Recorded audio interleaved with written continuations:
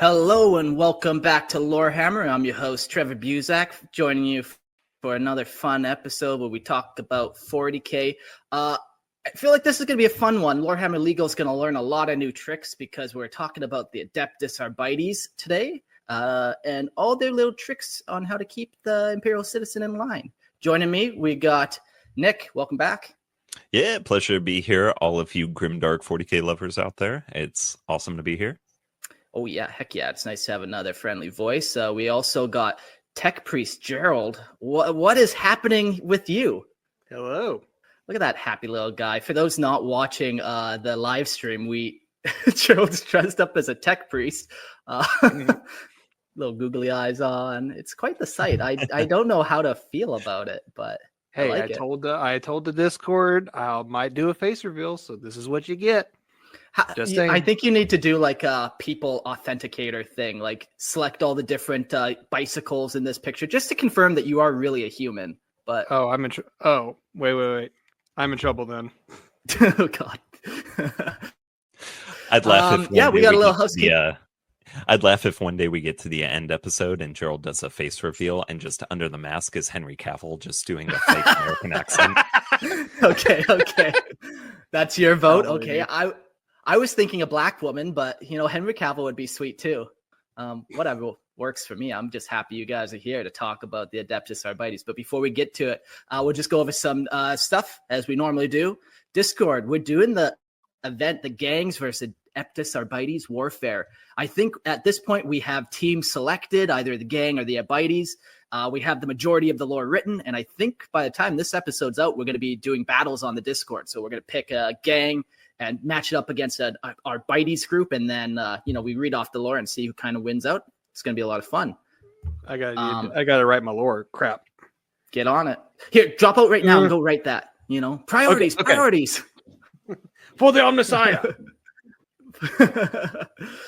So go check out the Discord. We got a lot of cool things going on there. Always, I think we're really doing pretty good on doing consistent Sunday night movie nights too. So that's been fun to see that kind of happening.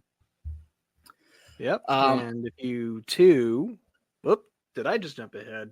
Oh, good. We're going to roll with it. Roll with it. All right. If you want to join in on the movie nights and whatnot and join us on our live stream, you can join our Patreon. Yay. Join the Imperial Tithe for the Omnissiah. Ad-free versions of the show are $2.50. And then the video version of the show is $5. So what's your excuse? Are you a heretic? I'm subscribed to my own Patreon because I didn't want to be accused of heresy. So if I can do it, so can you. Mm-hmm. Yeah, I mean, the Patreon's awesome. It gives you so many added benefits. You get to join us in a live chat. You get to watch the live stream. And, at the end of the show, we always call in for the call-in guests, which is my personal favorite. I love to hear and see from members of the community. We ask all sorts of awesome questions. Yeah, definitely one of the best features of the show. Yeah, super fun doing it that way. And I get messages all the time. How do I join the show? How do I kind of become a part of the show? That's step one. Call in, build your rapport among the community. And then before long, you'll be like Nick, you'll be like Gerald, and we'll have a Lorehammer C team going. That's the goal, right? Cool. Today's episode is the Adeptus Arbites, the police force of the Imperium. This is going to be a two-part episode. The first little bit is kind of be, a little history, some little bit of organization, but a lot of just what actually is Imperial law. And then part two of this will be different ranks and war gear and tactics and all that kind of stuff. So let's find out what the actual law of the land is, so to speak. We got this great quote that's kind of branded. You're walking into the Precepts Fortress and there's this huge plaque. And this is probably something that it reads. Remember, that is the duty of the mighty Adeptus Astartes chapter and the glorious Imperial Guard to wage the Emperor's war, and the duty of the fearless Imperial Navy to guard the Emperor's spaceways. But it is the loyal servants of the Adeptus Arbites that His Divine Majesty, in His infinite wisdom, entrusts the most sacred duty of all, keeping in check the lawless heretic rabble that passes itself off as the Emperor's worthy subjects. I think they also enforce the Lorehammer Imperial ties. So, these are the boys that we're hiring out to do our security, to do our enforcement. So be wary of that. Yeah, let's start off as most stories start off, and let's just kind of get a little overview of this whole organization. The Adeptus Arbites, a grim and unyielding arm of the Adeptus Terra, enforces imperial law, the Lex Imperialis. Across every world held by the Imperium of Man, empowered by the High Lords of Terra, these relentless enforcers act as judge, jury, and executioner, with no need for the luxuries of due process that other societies might consider justice. That's nice. Okay. Imperial citizens are swiftly judged and their fate sealed by Arbites' hands without appeal. In cases where imperial law blurs or the crime is especially vile, or if the offender is of significant status, the condemned are taken to the Arbites precinct house to face a judge who renders judgment with a swift, final certainty. Imperial justice may be harsh and uncompromising, but under the Arbites' watch, it is immediate and unfaltering. While the Astra Militarum battles external threats, the Adeptus Arbites holds vigils within, rooting out rebellion, recidivism, and sedition, their brutality and necessity for the Imperium's continued existence. Unwavering, they act as a force above local enforcers, wielding superior training and deadly weaponry to eliminate threats, even within corrupted planetary governments. Arbitrators neither forgive nor forget any transgression against imperial law, pursuing all offenders with ruthless determination until justice is served. As decreed by the Emperor, it is served. Yeah, this, 40K, it's one big knockoff, but we love it that way. And this is really a knockoff of Judge Dredd. So, we can all kind of start picturing Judge Dredd and just how that dude operates with, I am the law. Exactly. And you pretty much get a good picture of it. But then, of course, you got to crank it up to 11. And there's not just one Judge Dredd. There's a whole bunch of them running around, and they make huge squads. And if you're on the receiving end of their bolt gun, it's not going to go well for you. No, they really are just the judge, jury, and executioner out there. I mean, they all will do anything within their power to put down any sort of problem that comes up that might protect the Imperium. Yeah. Now I feel like I should bring up this question now, but or maybe you might be talking about this later. But wasn't there a thing, a licensing issue with Games Workshop and Judge Dredd? That's why a lot of that translated over to the Arbites. That's a good question. I actually don't know that off the top of my head. We'll get Lorehammer legal. How dare you? How dare you don't know? Yeah, one of my favorite messages I got is like, Mark, I can't hear you say I don't know again. Why don't you know everything? I'm trying. I can barely read. Fuck. While the Astra Militarum battles external threats, the Adeptus Arbites hold vigil within, rooting out, I read that one. The laws of the Imperium are complex, tangled web of tradition and varying customs from world to world. Yet the Arbites ignore such local trivialities, reserving their attention for crimes that threaten the Imperium itself. They concern themselves only with the significant transgressions, those against Imperial officials, the Imperium's stability, or the security of vital worlds to paying the Imperial tithe. In the Arbites, there is no pity, no sympathy for the guilt of Imperial citizens. Long years among the Imperials were itself. Death alone, they believe, awaits those who defy his word. Yeah, this is one of those things where, like, the Imperium is so much just a religious cult. And while some of the rules might not make sense, there's like this divine mandate behind it that you can't mess around with. People take that really serious. Oh, yeah, absolutely. I mean, if you imagine the Imperium's like a giant watch, you always want to make sure that watch is exactly on time. And I imagine the Arbites, they're like the people that come in and keep it clean. They remove the dirt to make sure that it always is ticking away. Yeah. Yeah, that's a good way to see it. Yeah, because like if one little cog's off, it throws out that whole machine, Oh, yeah. A rare few cling to ideals of justice, but the ceaseless horrors and corruption they face erode even those notions. Among the Imperial citizens, the arrival of an arbiter patrol is often met with fear, for their methods, ruthless in investigations, unrelenting in arrests, merciless in execution, leave no room for comfort, only the cold certainty of the Emperor's law. Arbiters face their greatest adversaries not in the streets, but within the corrupt or inefficient local and planetary governments. Often, these entrenched authorities are the true enemy, forcing the Arbites to take command, cleansing hive cities, orbital void stations, and even entire planets in bloody, unforgiving purges. This is a relentless task, for Arbiters answer only to their own commanders and judges across star systems and sectors, standing above the local governance, feared and despised by the very people they protect. The helmeted, anonymous enforcers of the Imperial law receive no thanks, only loathing.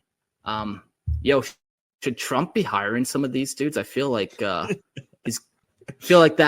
American government needs a good purge.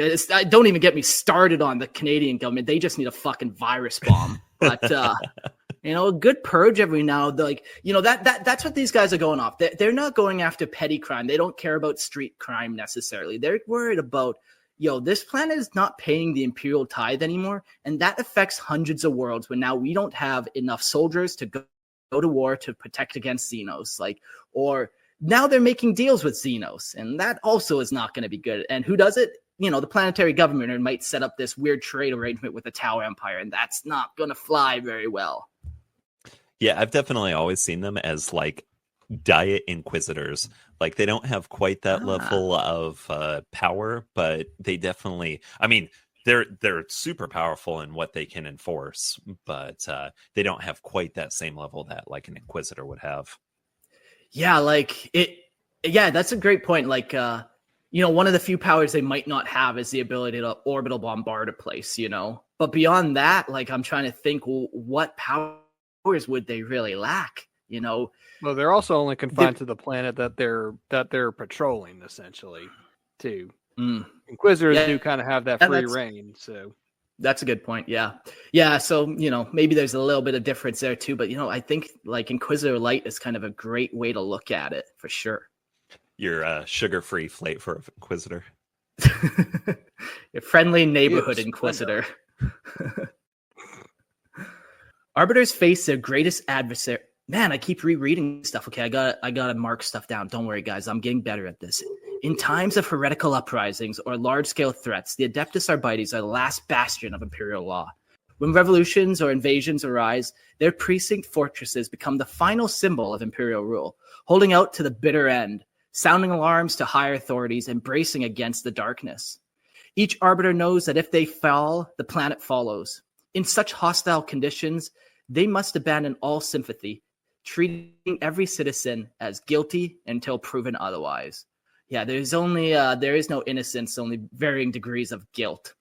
Which, this kind of rings back. You've done some things. This kind of rings back to Nick's thing about the Inquisitor Light, because the inquisitorial motto basically stands for innocence proves nothing. Yeah, you're like, I'm innocent, I swear. I'm like, I don't care. You've wasted our time, and that's a crime in and of itself. I don't care if we falsely accused you. This bolter round will judge your guilt. And you failed. The Arbites take on an impossible mandate, enforcing laws across countless worlds.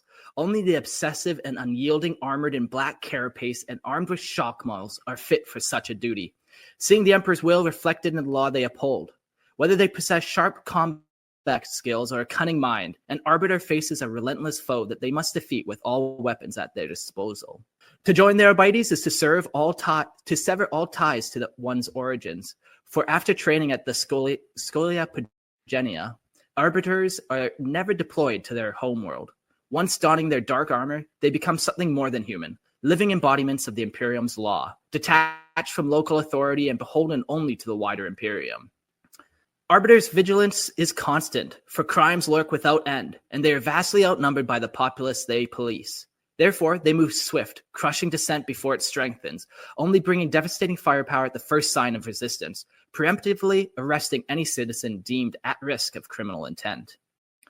These masters of urban warfare and crowd control have honed crowd control. They just open up fire with a heavy bolter into the crowd, and they're like, "Yeah, it's been controlled."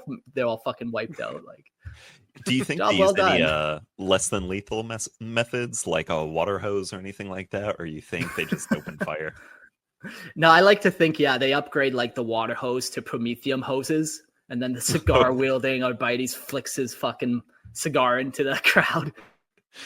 That's what I like to think about before I go to bed, anyhow. Yep, the crowd's been controlled.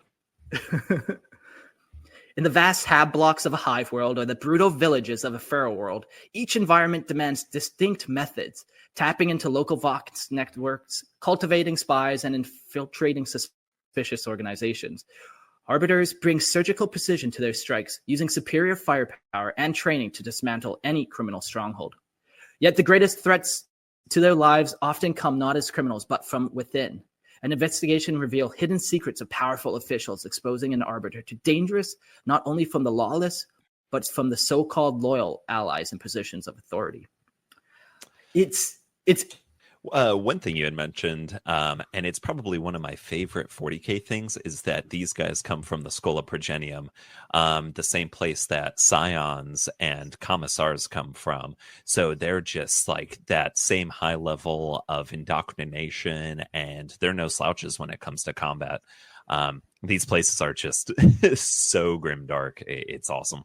Yeah, it's cool to think about too all the different worlds that they serve on across the Imperium. Like, we just mentioned them being on a feral world where, it's like tribal warfare and stuff. And they're just watching from their precinct tower and they're like, yeah, that's fine. They can keep waging war. Like, maybe I know this planet has Adeptus Arbites who recruit from it. So they kind of like that little bit of confrontation. So they just watch. And then all of a sudden they see somebody doing something that's above and beyond just the standard kind of grimdark that we're used to. And they're like, okay, they open up their precinct gates and they just maul that feral population. There's nothing they can do about it.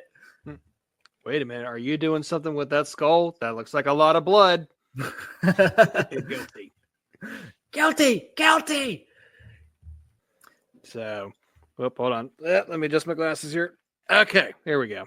Sorry, the Omnissiah put on his not reading happy with eyes. me. I got to put on my reading eyes because we're going to talk about the history of the Arbites. Across the million worlds of the Imperium, crime festers on a scale unimaginable in humanity's distant past.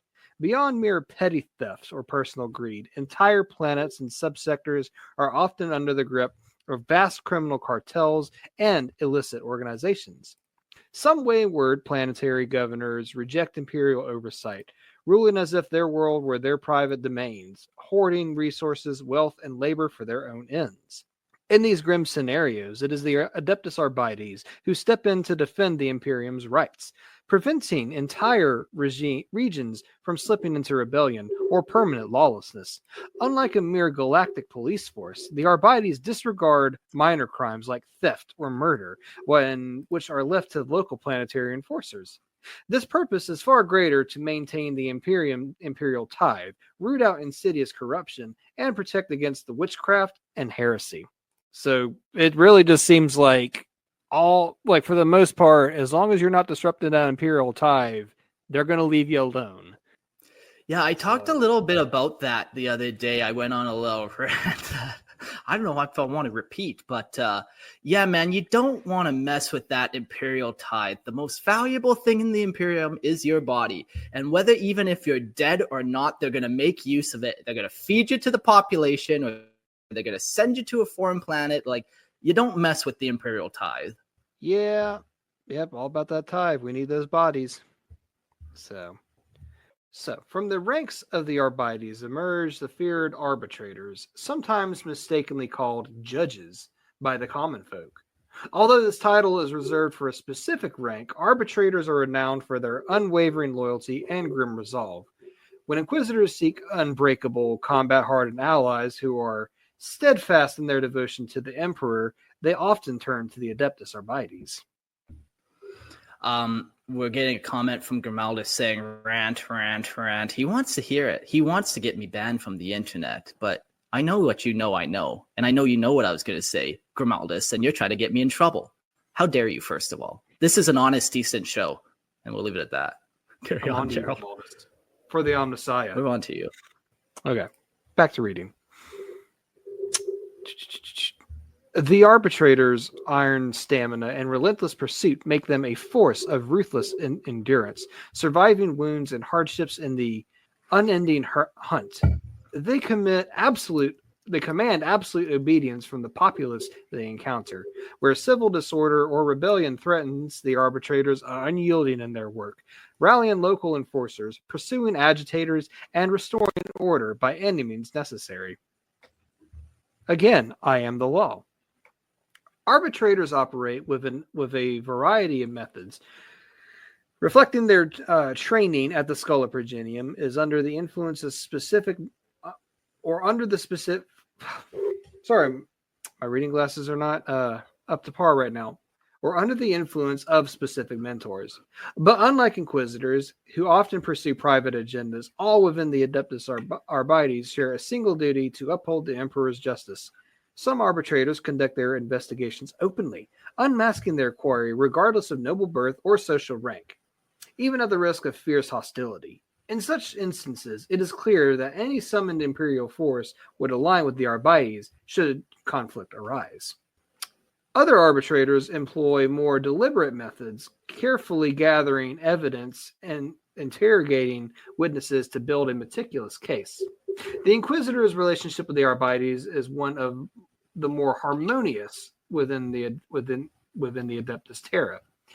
Arbitrators often see collaboration with Inquisitors as an extension of their mission to impose Imperial law.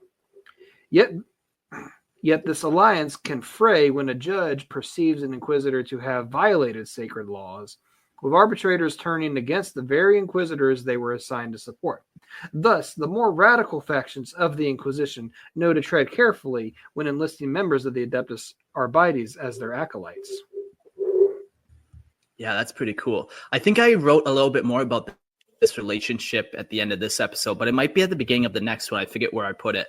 But this relationship between them, like even the Inquisition is afraid of these guys, and even the Inquisition is held in check by these guys. If they're messing around too much, they're probably the only people, other than for like the High Lords of Terror, who have any pull over an Inquisitor.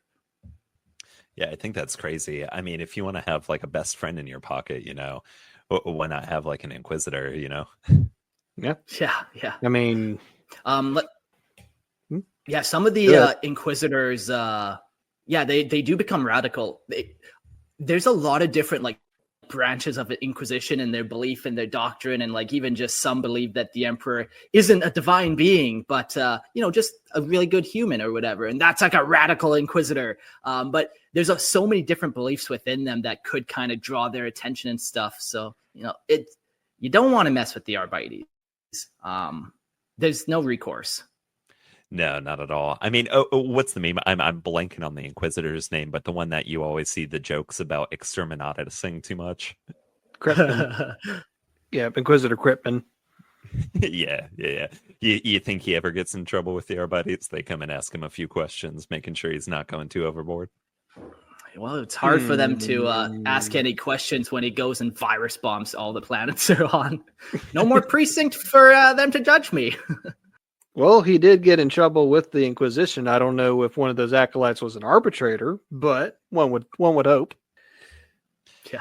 So I'm curious about their role and purpose. So the Adeptus Arbites stand as an unyielding force within the Imperium of Man, distinct from any local law enforcement agencies. While each advanced world across the Imperium maintains its own planetary police, known as enforcers, to uphold regional law and customs, the Arbites serve an entirely different purpose.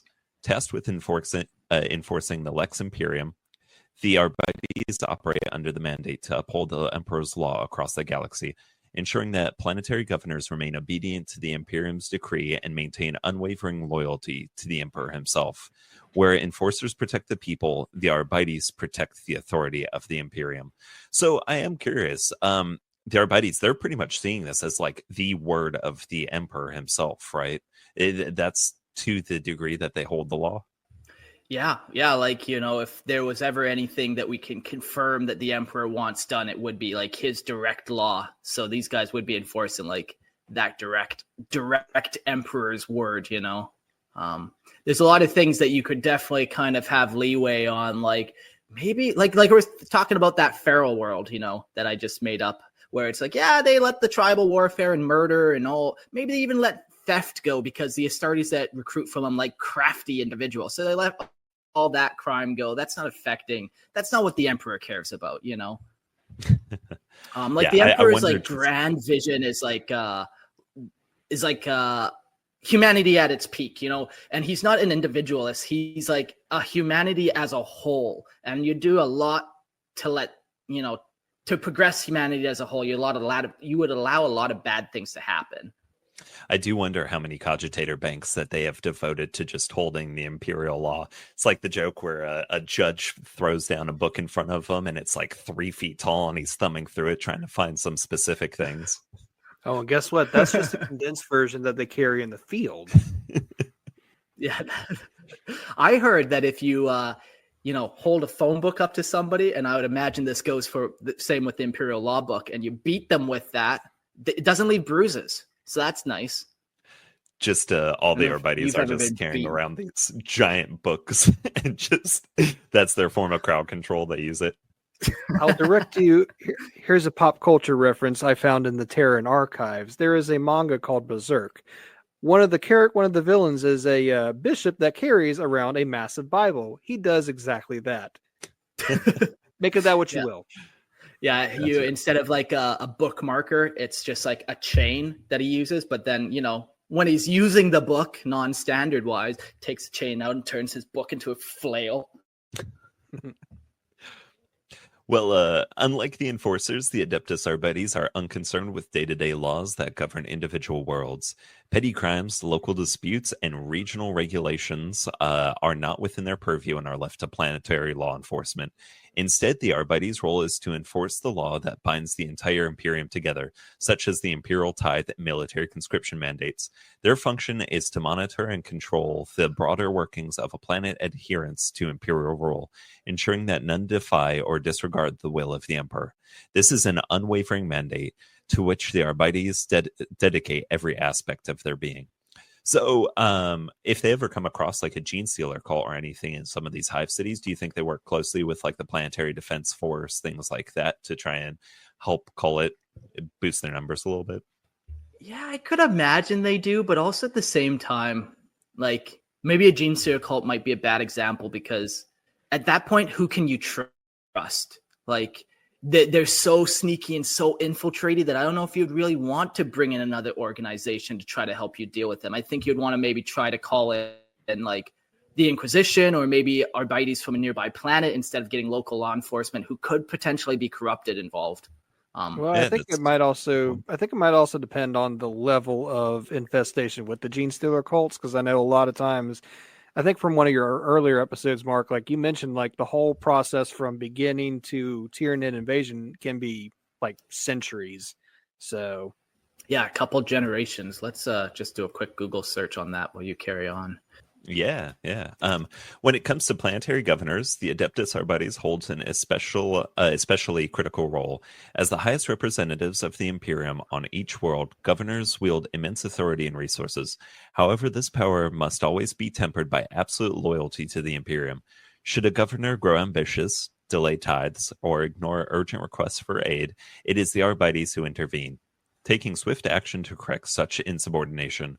Often, the looming presence of the Arbites fortress like precinct house alone serves as a potent reminder that the Emperor's gaze is always upon them.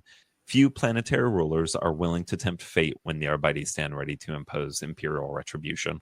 The precinct fortress of the Adeptus Arbites are intimidating structures, symbols of the Imperium's uncompromising authority.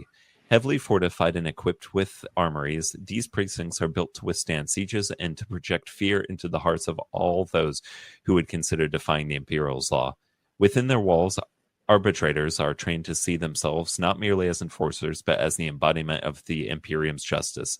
For any governor who might consider testing their power or skirting imperial decree, the knowledge that an Arbites fortress limbs nearby is often enough to restore compliance. You know, the Imperium has such a stylized flair to everything that they do. I'm just picturing like a precinct fortress is literally shaped like an aquila, and they got their different wings or whatever, this little part of the precinct over there. But like, the Imperial Eagle's head or whatever is where the judges will actually judge people, and they have a tower where they look out from the eyes and surround. Like, it's such a stylized thing for sure. Their precinct. It's a not giant just Aquila. like this. He's doing that. Yep. We're talking in the Discord earlier about different symbols of the Imperium, and if you cross your hands, you get the Aquila, and then there's a way to do the cog. I think you just interlock your fingers, kind of like that. Then somebody fingers and then kind of roll into it, and then it's usually done but with a bow out of reverence for the Omnissiah. I see. So somebody came up with like the Lorehammer one, which was kind of like he just made. He tried to make like the crown and put his fingers everywhere. I liked it personally. I'm going to be flashing those gang signs down in Panama for sure. I'm sure you won't get in any trouble at all for doing that. No. It's funny where I'm at in Panama. It's actually illegal to not wear a shirt, and like they're very Roman Catholic, so they're very modest here and stuff. And I walk around sometimes, and I got the Lorehammer skull tattoo on my chest, and I can only imagine they think it's like this demonic fucking symbol of like hate, and it's not good. Or they think you're trying to start up a cartel or something. Yeah. Ooh, yeah. Well, I am, but that's a story for another time. Bonus episode 30. For those Care of to you elaborate? Never seen Mark shirtless, it literally goes from shoulder to shoulder. His entire upper torso is just a Lorehammer logo. You lose a bet and bad things happen sometimes. What can I say? I pulled up the Gene Stealer cults, and there are like 5 generations, and maybe even 6 if you include the infected, like the first original infected. But yeah, back to what you're kind of saying there, Gerald, like Gene Stealer cult infestation, if each generation is, let's just call it 25 years to kind of start that next gen, that's 125 years potentially before they go that full cycle and are kind of ready to really rumble. Yeah, and I can't. I was just going to ask, I don't want to get too much into Gene Stealer cults, but is it the further they go in their generations, the more like features they have that look kind of Tyranid almost, or is it the earlier generations? I thought it was the earlier generations are like the kind of craziest one, and then you get a little weaker, and then eventually you get a little more human, and then by the time you're at generation 4, the signs of the Gene Stealer cult can pass as fully human. So, the first 3 generations are kind of messed up, and then it gets, by the 4th year, kind of a little more. Because the process is like, they're trying to infiltrate the planet, so it takes a while to, first of all, get that Gene Stealer code kind of diluted, let's call it, a little bit. And then, by the time they have their whole situation, it's like, they can infiltrate by the 4th generation. So they kind of lay low until then. Yeah, according to Grimaldus here, it says aberrants are the Gen 1. Yeah, and those guys are like the best way to describe them would be, they look like mutants, man. Like they really are, I suppose, but like, indistinguishable or very distinguishable from humans. Gotcha. Yeah, by Gen 3, everyone's wearing hats so that you can't see their little forehead ridges. Yeah. Well, talking about the Adeptus Arbites, through their presence, the Adeptus Arbites ensure that every Imperial world remembers the Emperor's sovereignty. Their unyielding stance against any hint of rebellion or neglect of duty upholds the Imperium's integrity across countless star systems. Though despised by many who resent their unbending authority, the Arbites remain unwavering. Their loyalty is to the Emperor alone, their mission absolute, and their resolve is ironclad as the walls of their precincts. Without the Arbites' constant vigilance, the Imperium's vast network of worlds would quickly spiral into rebellion and chaos. But with them, the Emperor's rule is assured. Yeah. Yeah, just like that, you put down some Arbites and the world is safe. Everything's good. The world works perfectly. As long as you don't step out of line. Though. Like if it's like let's say a Space Marine recruitment world, like Space Marines have a huge presence, especially if it's their home world. So then you have Arbites, the PDF, possibly the Inquisition, depending on what's going on. I'm curious about the interlay of how that all works. Like, who's enforcing what? Because if you look at the Rogue Trader era artwork, obviously that's old canon, but you see a lot of Space Marines enforcing what the Arbites would be doing. Well, if we draw a big circle and you put like Astartes at the top and then the next one, they're all just slowly watching each other. Yeah, exactly. One big circle jerk of Imperial authority for sure. Yeah. Like I think it's, it'd be interesting if they actually had a number, but I'm pretty sure the vast majority of Astartes don't play politics with the people that they with their planet. They're not usually the lord of their planet. Sometimes there are. We have plenty of examples, like Marinius Calgar is the lord of 500 worlds, but most of the time it's not quite that way. It seems like just like the founding legions have that really big sway on like the world and have that control. But after that, it seems like they're more just a bunch of child abductors, and that's kind of their role on the planet. Yeah, one thing I'm definitely getting from this is it's a good thing that they recruit from the Schola Progenium, because I imagine the normal person, they're not going to apply for this job with this kind of reputation of just fear and that they always kind of cast out. Yeah. Well, maybe you think about the Schola Progenium, like your options are Inquisitor, Sister of Battle, Arbiter, and Assassinorum. And Scion as well. Yep. Oh yeah, and Scion. So pick your poison. I think they're all great choices. Let's all pick right now. I think of those options. What would you want to be? Ooh, good question. Mister of Battle. I'm just kidding. Yeah, no. Banned. Yeah, I don't know. Yeah, they're all fun. I think I would definitely want to be. Commissar was the other one. Oh, Commissar was the other one. Yeah, they all seem like awful choices unless you like enforcing your will upon people. Oh yeah, that's like my favorite thing. That's why I think I'd become a commissar first and then become an inquisitorial acolyte. And then after that, I've got a cushy life, just sending millions out to die. I want to requisition, a couple million people. Piece of cake. So that's why keep this man away from the reins of power. Is it? All right. Well, we'll jump to the next little section here about duties and powers. The Adeptus Arbites, though headquarters in the forbidding Hall of Judgment on Terra, projects its presence across nearly every advanced Imperial world. Here, arbiters are stationed in fortified precincts that loom over planetary populations. Each precinct is a grim bulwark of the Imperial law. These relentless agents are drawn from the orphans trained in the Schola Progenia, facilities run by the Adeptus Ministerum, where the children of the fallen Imperial servants are shaped into the zealot servants of the Emperor. When a planet falls into lawlessness, it is the Arbites who declare martial law, seizing control until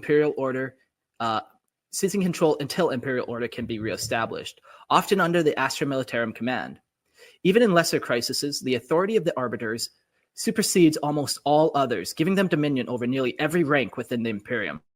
Empowered to arrest, interrogate, and execute even planetary governors or subsector lords, they may, with custom allowance, extend their reach to the officers within the Astra Militarum and Imperial Navy, though permissions technically sought from a commissariat before judgment is delivered. Yeah, that's a neat little line there. Like, while they are all powerful, like the Imperial Guard isn't necessarily what they're after enforcing. Technically they've already fulfilled their Imperial tithe, and now it's up to the commissariat to make sure that they really fulfill their tithe duty. But the people have already been drafted to the military, so the Arbites are like, they did. Our job's done on that in that regard. Yeah, I mean, in your last episode, talking about the Severan Dominant, just wait until the Arbites figure out kind of what he's up to. Oh boy, scandalous. I think I know what I want to be. Going back to the Schola Progenia real quick. What would you be? Can I be a priest? I feel like I would make a great Ministorum priest, just passing on the word of the Emperor. Praise be him, recruiting new people into his ranks. Oh, the Emperor's great. You can get 3 square meals of corpse starch a day. It's perfect. I love it here. Wait a minute. Are you a heretic? I swear I'm not, man. I'm the Emperor's most faithful servant. I swear. Up and down. Aquila across my chest. I swear it. We know how much you love those Primaris Marines. They're the first heretics I'd go after if I had any power, any real power. But no, thankfully I'm just a Ministorum priest, passing on the good word of the Emperor. Joke's on you, Mark. In my homebrew lore, you are Primaris Marine. Oh, God. Yeah, you made me a mini that I actually have on the shelf behind me, but it's too dark to see. You made me my captain. Pretty neat. Pretty neat. I like it. We have some questions in the chat we'll get to real quick.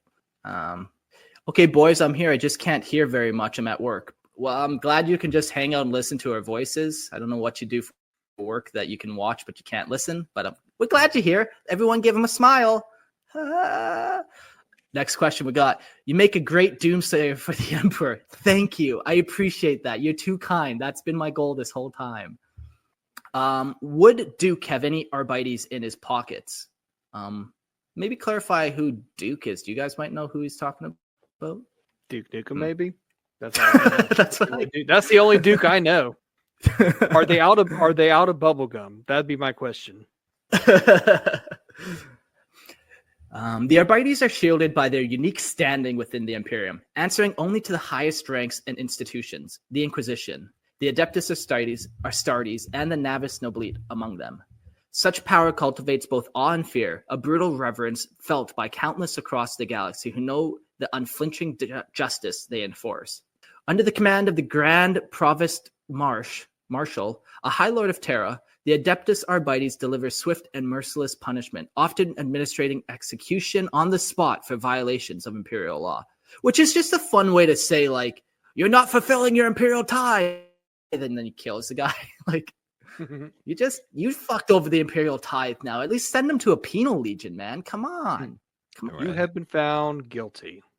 And I'm sure it's not one, guys. I'm sure it's probably dozens of people. Yeah. All right, guys, line up in a line so I can headshot 4 of you at the same time. We got to save them bolter rounds. Because that's more Imperial manpower to make more bolter rounds. We are trying to save manpower here. And we need to save on bullets, so some of you guys have to share. Good old Deadpool. Clad in their infamous black uniforms, they are recognized everywhere as symbols of Imperial wrath, both feared and reviled. The Arbites form the militant, unyielding arm of the Adeptus Terra, a force fully focused solely on enforcing Imperial law rather than the myriad local custom and edict that govern Imperial worlds. Aloof and uncompromising, arbiters patrol in shadow, rarely interacting with the common citizen except to strike fear or drag an unfortunate soul to the grim precinct fortress, places where the Emperor's law is handed down with iron severity.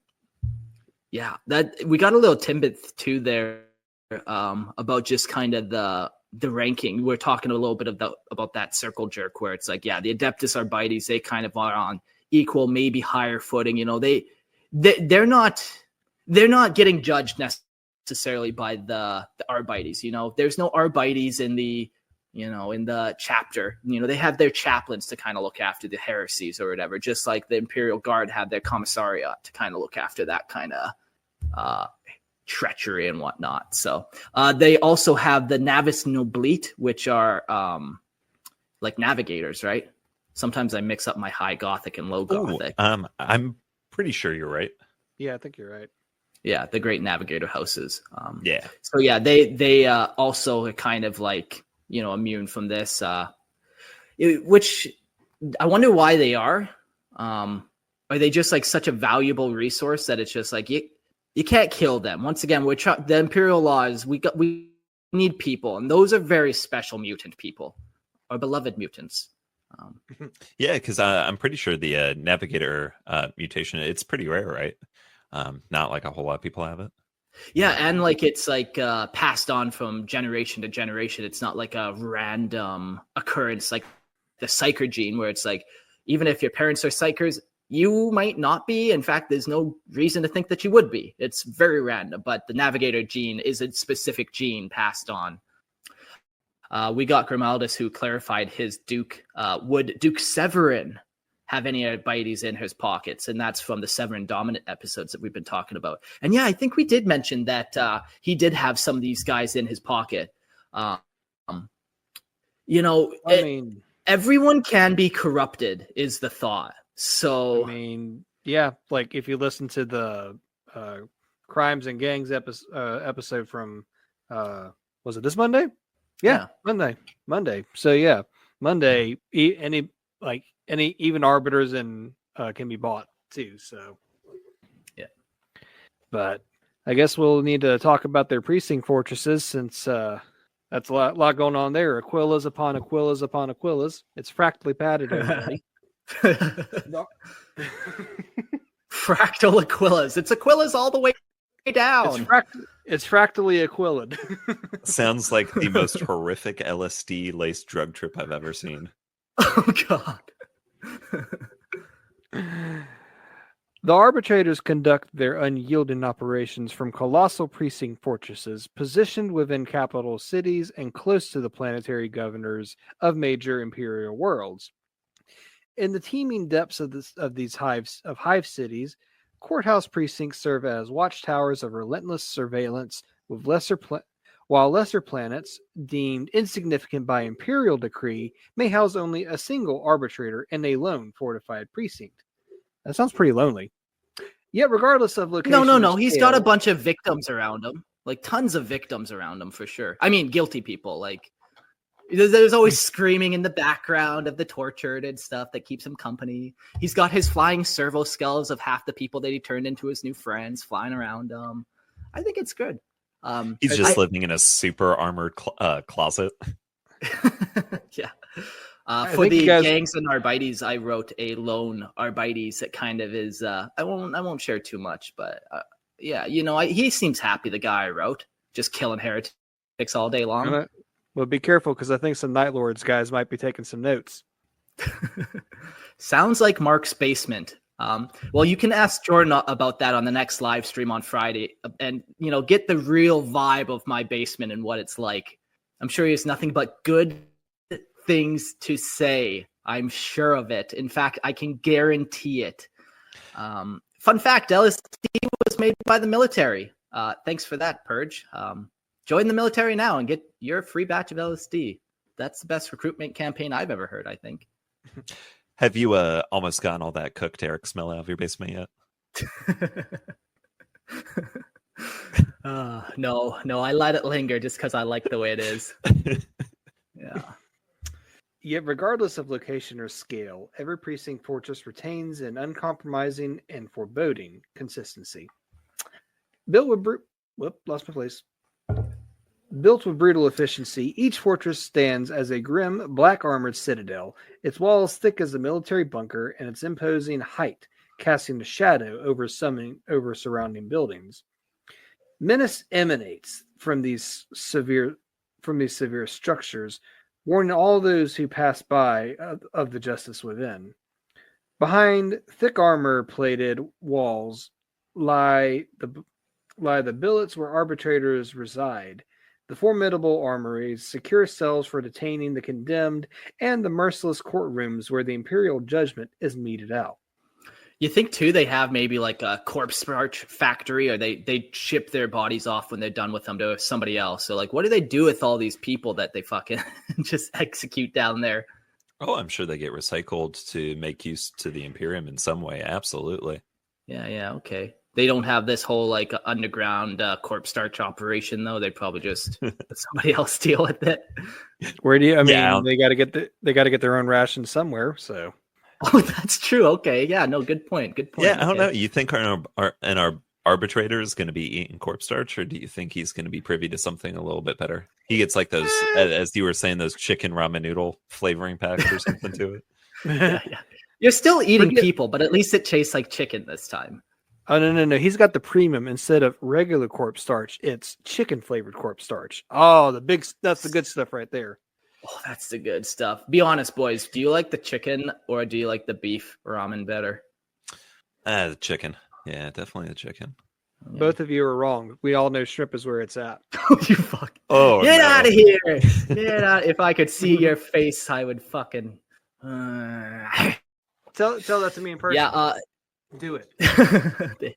That one reminds me of Spider-Man, those eyes. I like that one, the red Spidey eyes. What about you, chat? Oh, we got a fiery shrimp from Death to Snoochie. He likes the shrimp. Grimaldus likes to eat mantis shrimp flavored corpse starch. That's good. Oh, boy. Oh, man. Speaking of mantis shrimp, has B Team gotten any more complaints as of yet? We don't get any complaints because we're the best and we've been promoted to A team. So And I don't even know what Christian and fuck it. Wow, no, that was more of a hearty suggestion, we'll call it. Well, we did get the a lightly veiled threat. Lightly veiled threat. I'm on to you, Toasty. All right, back to my reading eyes. Yeah. The tools of judgment vary by the scope and size of the precinct. For lone arbitrators, swift executions may be the only feasible method for enforcing imperial law. Minimal resources demand decisive action. Surveillance systems hum, monitoring all local communications, while gun turrets mark vehicles below with heavy caliber precision, prepared to enforce at a moment's notice. In sprawling precincts, additional facilities await. Interrogation chambers lined with devices designed for extracting information from unfortunate souls who find themselves under the Arbites scrutiny. Medicaid centers filled with surgeon servitors and automated tools to tend wounded agents. And astropathica shrines for sending desperate calls for aid across the stars or decoding messages from distant reaches. That's a cool little add-on, the telepathica shrine, like that every one of these precincts has this built-in warp communication device beyond just their standard comms or whatever for yeah, man, you need to be able to get that message out. If there really is a serious rebellion, you need to be able to get that message out to the next planets over and stuff for warning.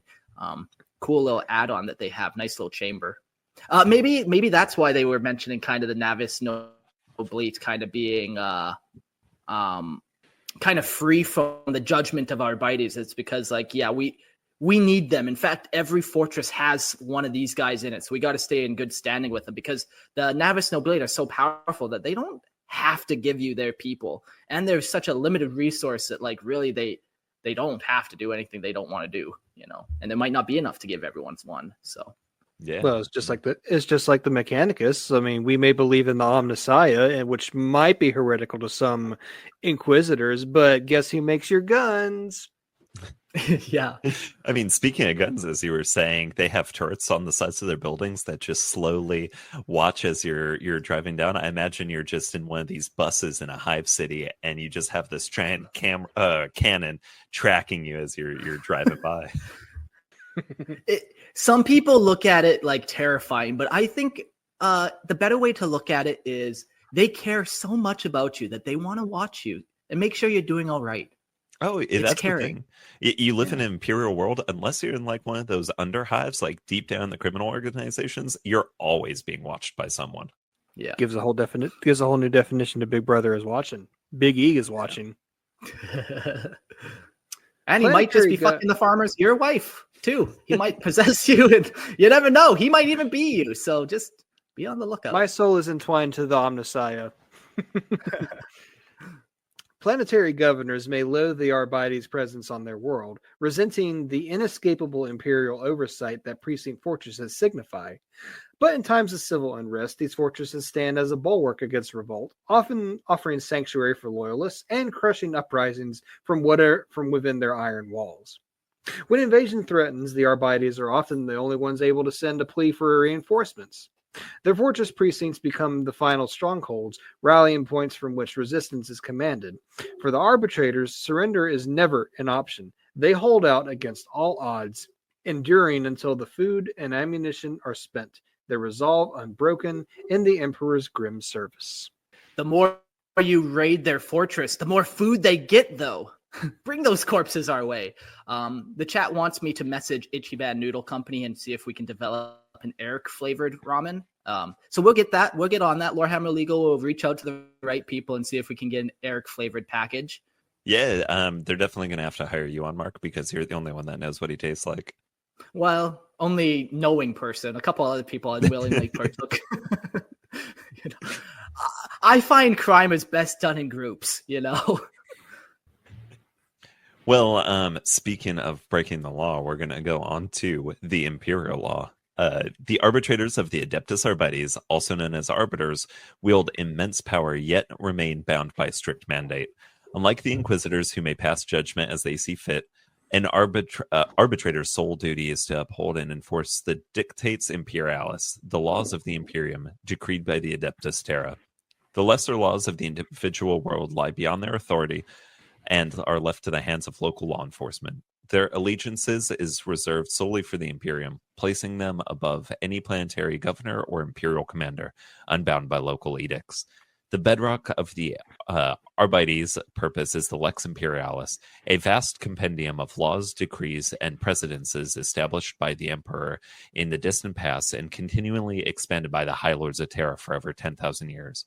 Such an ancient labyrinthian code is rife with contradictions and complexities. An arbitrator must easily devote decades to untangling its nuances for single cases. In a world of imperial law, enforced by the Arbites, even the helpless may be found guilty, for the law can be as unrelenting towards the kidnapped as it is towards the kidnapper. So I was actually doing a little bit of research before we did this episode on the Lex Imperialis and the Hall of Judgment. So anytime a judge makes any sort of like verdict, it gets written up and sent to the Hall of Judges, and they get hundreds of thousands of these a day, and it's described as being these endless rows. And judges will actually go there and study it, and it will take them entire lifetimes to find information they need, and they'll transfer what they've learned to the next generation coming in. It's crazy. So yeah, I can imagine it's how many contradictions, you know. Yeah. I guess that's why it's easier just to fucking bolter him in the head and just, save on some paperwork. I was going to say, yeah, far less paperwork. Far less paperwork. Speaking of paperwork and sentencing, hold on. Let me get my angry eyes on. From Purge here. I got to get my incursors out of the mail because Primaris Marines are the best Marines. Okay. You will shortly be hearing a knock on your door. Those are the Arbites. You can let them in. You don't have to. They'll get in either way, but you should let them in. Mm-hmm. Well, the crimes that draw the Arbites' attention are rarely minor. They concern only the gravest offenses against the Imperium, for which the penalty is most often death, whether immediate execution or the grueling fate of a service in the penal legion of the Astra Militarum. Imperial citizens brought before an arbitrator hold no legal right to a trial. An arbitrator's judgment is final and carries the weight of the imperial will. Public clashings and death by burning are among the penalties for particularly religious heresies, reinforcing the Arbites' grim authority. It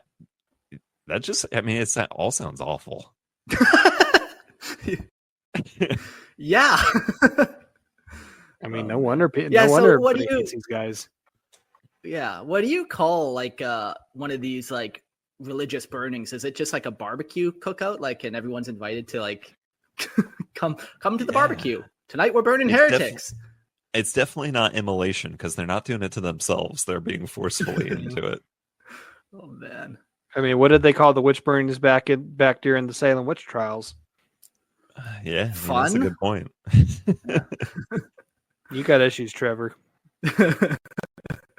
Hey, I heard, who knows how true. I heard a couple things.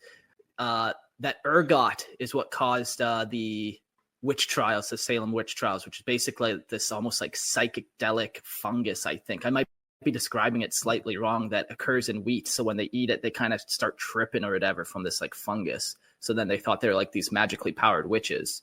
You guys heard such a thing? No, I haven't. I did hear a thing that modern religion is made by eating magic mushrooms, like back in medieval times.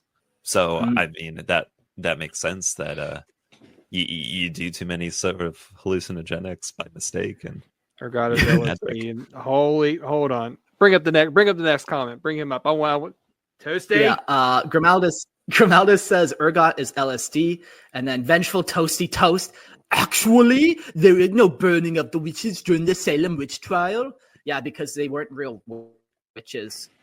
So it was just human burning. But that's just neither here nor there. The other fun fact I learned today or yesterday was some people believe that Harry Potter is real. And I don't know. And I thought that can't be real. People can't be that retarded. But then I think people believe in a flat earth. So all of a sudden my whole worldview shifted. I'm like, there's people out there walking around thinking Harry Potter's real. I feel like that is a whole can of worms you can open. Yeah. But man, yeah. What do you do? What do you find? Yeah, there's not really much you can do. Just live your life as stress-free as possible, I guess. Well, for crimes of heresy or abuses committed by clergy of the Adeptus Ministorum, the Arbites may impose the sentence of flagellation, what a word, through only with the permission from the ecclesiarchy. Those condemned to these fates are transformed into horrific, mind-wiped instruments of pain, ensuring their suffering serves as both punishment and example.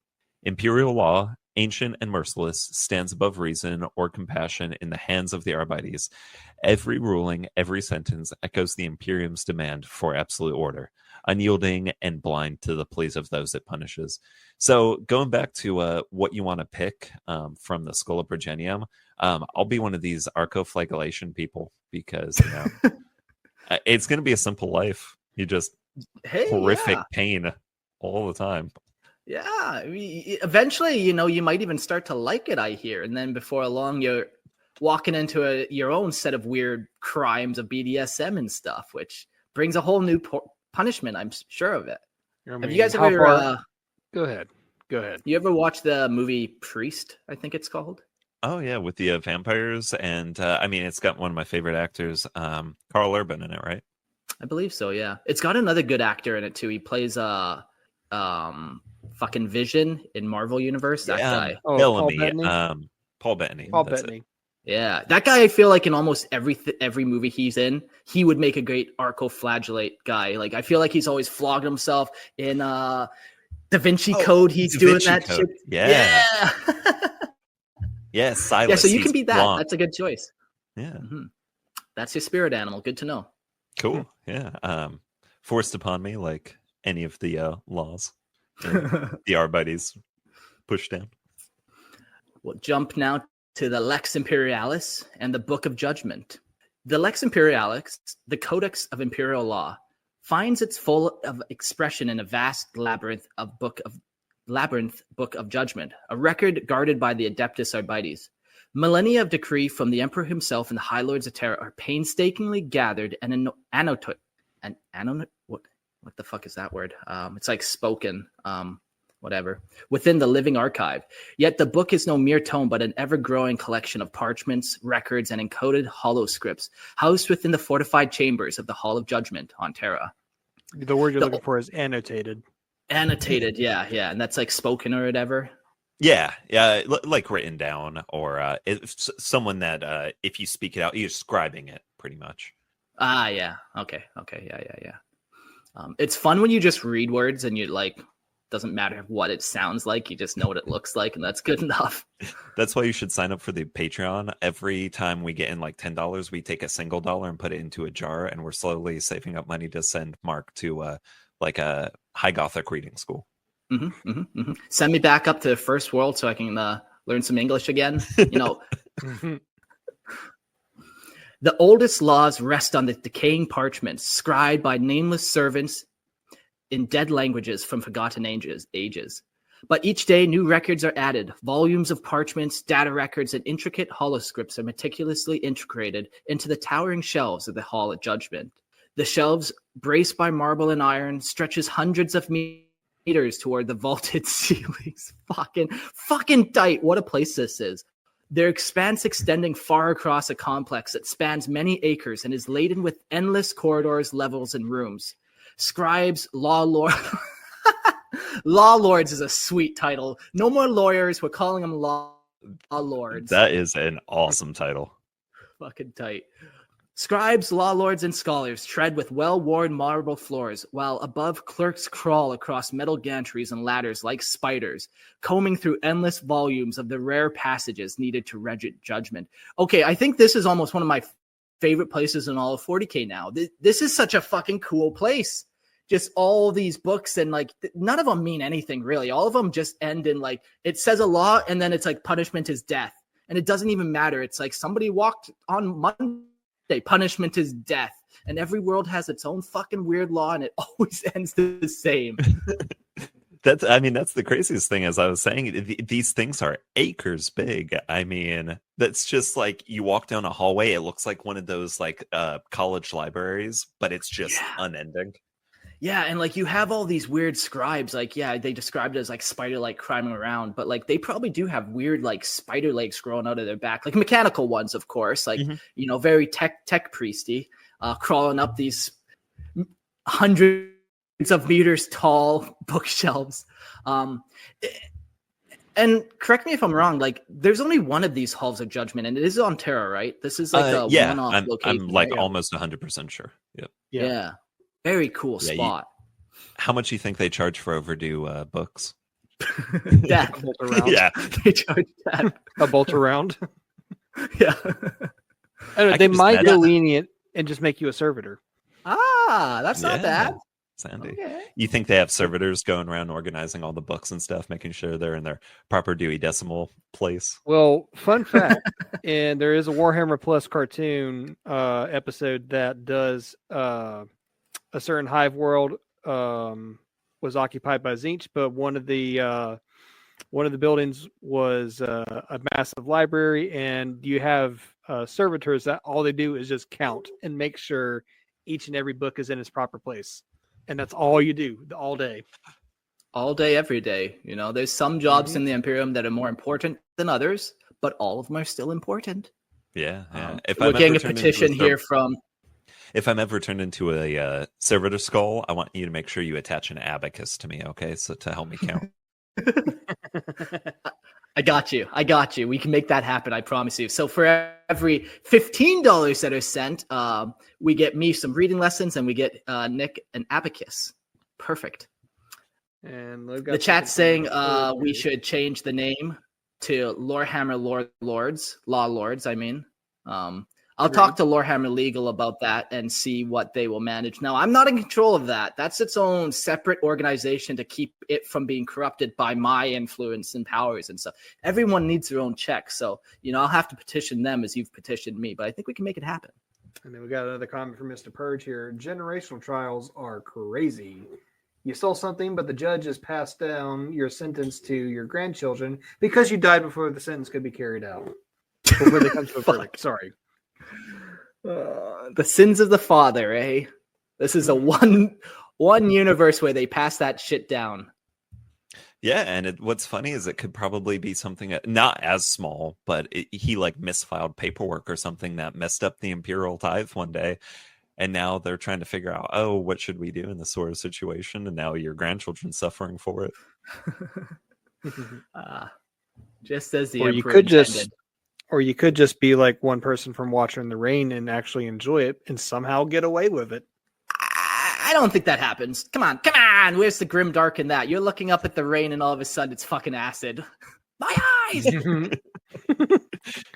But think about what the person from Watcher in the Rain does. They're deliberately screwing up the paperwork, resulting in the loss of billions of guardsmen, and they're enjoying this. Ooh, that's some Duke Severin shit. Right there. Yeah. Messing around. I don't think I've read that book, but I think that might be the next one on my list. It's really good from what I've heard. Do you guys read like a lot of 40K novels and stuff? I'm just slowly getting into it, actually, but I'm digging it so far. Yeah, really liking it. Gerald? I've mostly listened to the audiobooks. I have a few copies of like the Primarch novels and stuff, but who has time for actually reading? Yeah, that's true. So I'm horrible. Like if movies come out, I am like one of the first people to go on Wikipedia and read up the plot lines, and I will fully admit, guilty. Punish that man. Oh yeah. And my wife makes fun of me too, because sometimes I'll watch a movie and if there's like something I missed, I'll go through and read the Wikipedia on the plot just to see if it makes sense.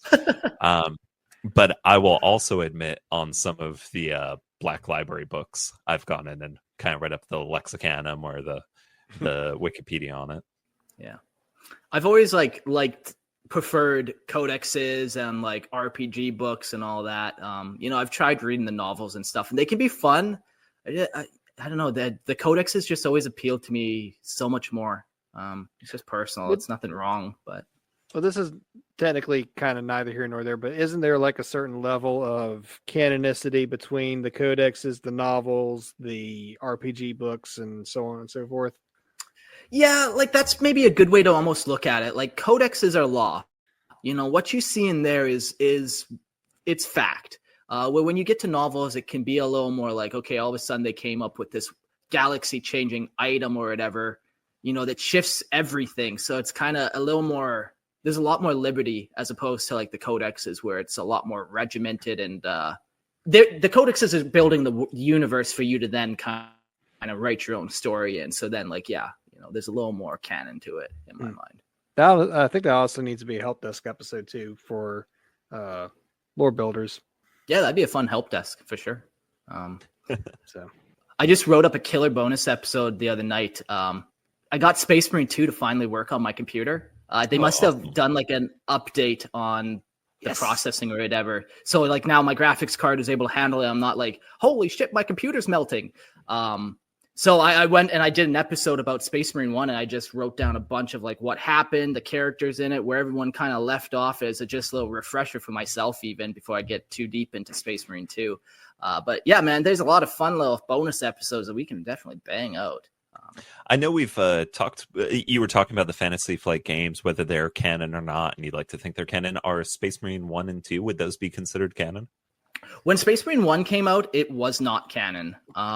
But I feel like as GW has expanded their IP a lot more and has gotten like, they're working on TV shows and stuff, and like they're really kind of branching out. Space Marine 2 is technically considered canon and stuff, and they even went back and kind of retconned a couple things to make Space Marine 1 fit. So, back in the day, I think not so much canon, but now I would allow it. I think the big thing was like, because Space Marine 1 was around about the second Ultramarine, or the second company for the Ultramarines, but the problem is in Space Marine 1, Titus was the captain, but in lore, it's Caedus Sicarius. Yeah. So I think they went back and redid it where Titus was the predecessor when he got taken off by the Inquisition, spoiler alert. Then Caedus Sicarius was his replacement. Yeah. I did write a lot about that. Well, not a lot, but a little about that in the bonus episode. I think I'm going to record it tomorrow with Christian, but we'll see. Just look forward to that little bonus episode. Man, Space Marine 1, such a great game. I'm feeling so nostalgic and can't wait to play more Space Marine 2. Have you guys fucking beat that game, played it, or where you at with that game? Oh, yeah. I think I've got like 2 more missions left to go, but it's beautiful. It is. I mean, every time I'm like kind of in the mood to paint some minis and stuff like that, I'll go in and play Space Marine 2 to get me like even more into that mindset. Fuck yeah, man. It's just so atmospheric, man. Like everywhere you look, there's another crazy 40K detail in it. It's so good. Just gets you right in that mood. Yeah. So yeah, I did the dumb thing. I ordered Space Marine 2, but I was not told it would not work on the original Xbox One. And I need an Xbox One X. So now I have a Space Marine 2 disc, but no console to play it on. Nice. Well, I promise you, Gerald, one day your level of technology will catch up with the times. It may not be tomorrow, it may not be in a year, but one day. If now, okay, so now we're getting all these Patreon tiers going. You donate $500, we can get Gerald an Xbox fucking One or whatever he needs to play. Just so he can play Space Marine 2. I mean, Christmas is right around the corner, so maybe you ask the ominous hire. So yes, the tech priest needs those cog bucks. Yeah. We got one more comment before we jump back into the notes. Purge says the Codex is law, everything else is Imperial propaganda. Yeah, there's this fun quote where everything is canon, not everything is true. And that's kind of like a cheap way of allowing everything to happen, but everyone has a different perspective on things that happens, or maybe when they wrote down the book their memory changed slightly in their head of the events or whatever. You can kind of just rationalize a way to kind of fit everything into 40K. Yeah, I mean 40K, how many years old is 40K now? 40 years old since the beginning, so yeah, I think we're close to 35, but still 35. Fucking a long time. Yeah, that's a long time to try and keep stuff straight, and for how big the universe has gotten, I can imagine it's not the easiest. Yeah. I remember when I started Lorehammer, people like, how long do you think you can talk about Warhammer? And I said, like, infinitely, man. There's almost like 1,000 fucking books out there. Now we're getting TV shows, there's video games. Like, there's no end in sight. Which, that's good for us. I'll be a servitor hooked up, and when I die, I'll get turned into a servitor to record Lorehammer till the end of time. Hell yeah. Your skull will become the skull in the Lorehammer logo. Okay, for $1,000, we can turn Mark's skull into a real-life servo skull. Perfect. Foreshadowing. I'll make sure I'm the tech priest that does that for you. Oh, thank you. I feel in good mechadendrites now. Thank you so much. All right, back to Imperial law and the Lex Imperialis. Across the Imperium, sectors are bound by the precepts within the Lex Imperialis and the Book of Judgment.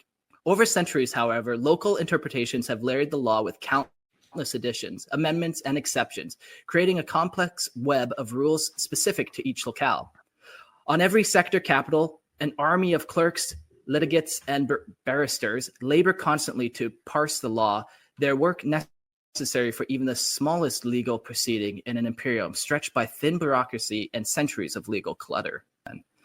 The wisest rogue traders and merchant houses, aware of the law's labyrinth nature, keep terms of legal scholars employed to track each sector's current decrees, knowing that a single infraction can lead to ruin. Some traders send their ships to sector capitals once a decade just to acquire the latest interpretations of the Lex Imperialis, thereby shielding themselves from the ever-changing mandates of imperial law. For every Adeptus Arbites judge, a pilgrim to the Hall of Judgment on Terra marks a pivotal moment in their career, a quest to master the intricacies of the law, imperial law. Many spend standard years prior poring over the Lex Imperialis to prepare for the trials of the gravest crimes. For in cases steeped in subtlety and historical weight, judgment may take centuries to determine. Judges may labor their entire lives on one ruling, only to pass the task unfinished to successors. This is cool, this little, just like the tech priests go back to Mars, they got their own holy pilgrimage back to the halls of judgment or whatever. Very cool. For some reason, I was flashing back to that scene from the Two Towers where the Ents were having that council, and Treebird came out and said, "It takes a long time to speak in Old Entish." And so I don't know why it just made me think of this stuff takes forever. Yeah. And it's so funny too. They're going through all these laws for a century. It's the guy was executed on site a century ago. And they're like, yeah, we're just making sure it's legal though, that execution. Oh, I guess we'll deem him guilty. Okay. Time to pass on a sentence to what's his next of kin here. Speaking of next of kin, Ursat says, passing on Lorehammer, that's what the kids are for, to take over. I only have a daughter so far, and I'm going to try to keep her far, far away from you, Neckbeard. So don't you worry. For her safety, she won't be around Lorehammer. But I promise you, I'm aiming for a boy, and if I get one, that guy is destined to become the next lore master. Oh, man, I've got a 1-year-old son. I guess I need to start indoctrinating him early. Start him with the dad hammer. Yeah. Forever alone. Gerald, no. Your mechanical form can reproduce through machines, man. We just got to wait a little bit longer and you can fuck a robot. That's that's what you want, right? We're probably not too far away from that. Yeah. Excuse you? I mean, make love to a robot. Sorry, my language. Such Again, deliberation stretch. Mate, sweet love to her. I don't know what you want from me. Don't send the Arbites after me, jeez. Such deliberation stretch across millennium. In some cases, judgment is delivered long after the accused have perished. Yet the relentless will of the Arbites is such that justice, however delayed, is eventually imposed on the descendants or distant associates of the original transgressor, ensuring that imperial retribution is as enduring as the law itself. I love the dedication to the cause, man. I love it. Real sticklers, though. Oh yeah, they're definitely dedicated. Yep, gotta love their commitment. So, well, let's talk about the Imperial law and the Adeptus Arbites. To support their relentless investigations, each Arbites precinct fortress is equipped with vast cogitator stack. With a vast cogitator stack containing an abridged selection of the Lex Imperialis, judgments and precedents relevant to the arbitrator's local jurisdiction. These legal compendiums, culled from rulings by the segmente judges, high marshals, and even the lord marshals themselves, are designed to streamline the Arbites' work. enabling individual arbitrators to swiftly navigate the complexities of imperial law. So imagine this centuries-long investigation. That's the streamlined version. Perfect. It all makes sense now. I don't know. There's nothing more streamlined than a bolt. That's true. Yeah. Maybe the only thing more streamlined than a bolter to the head is the narthecium to the head, the redactor of the Emperor's Peace from the Astartes Apothecary. Oh, I'm blanking on what that is. What is that exactly? So if like Astartes is critically wounded, the apothecaries, they have their narthecium on their arm that has like the piston bolt that will literally shoot through an Astartes temple into their brain to kind of kill them before they can extract the gene seed properly. Gotcha. Okay. Yeah. Thanks for the refresher. Yeah. Though the Arbites wield temporal power, they serve a theocratic Imperium, where religious principles form the very foundation of imperial law. The Lex Imperialis holds that the Emperor of mankind demands the unwavering service and obedience from every human in the galaxy, and through his sacred laws, this divine expectation is made manifest. To transgress the Lex Imperialis is not merely to defy the laws of the state, it is to violate the holy and unassailable moral order established by the Emperor. This violation, this sin, permeates every crime the Arbites pursue, and with this understanding, the necessity for harsh methods and unyielding penalties become clear. For the arbiters, no crime is trivial. Every transgression is an affront to the Emperor's divine order. That kind of lines up perfectly with what Purge just said. If you know there was a law was to be arbitrated against you, wouldn't you try to go to a frontier world, or would they chase you down to a frontier world?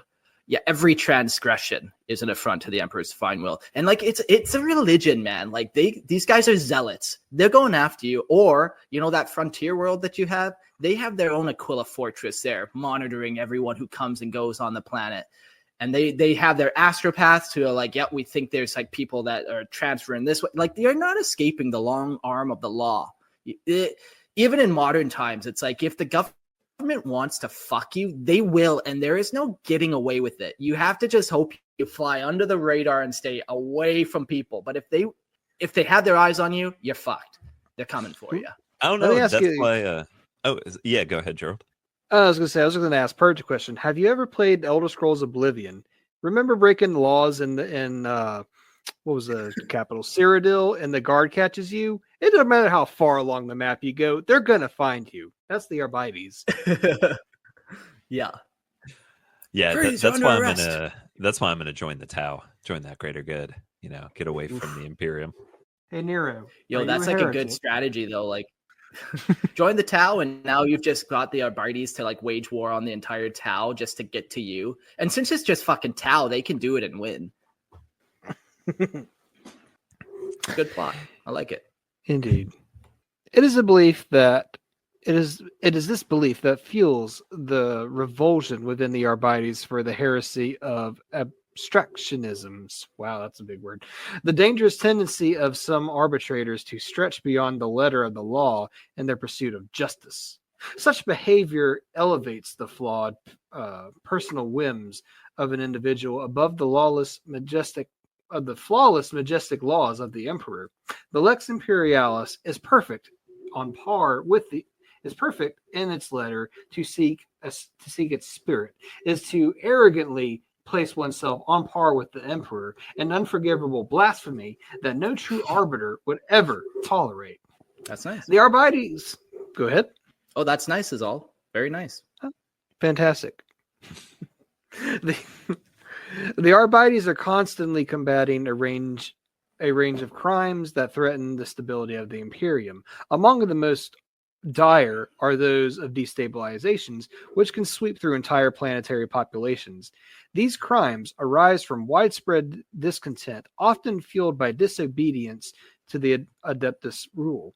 The breakdown of order in times of disaster or famine, or the panic and chaos that accompany an invasion.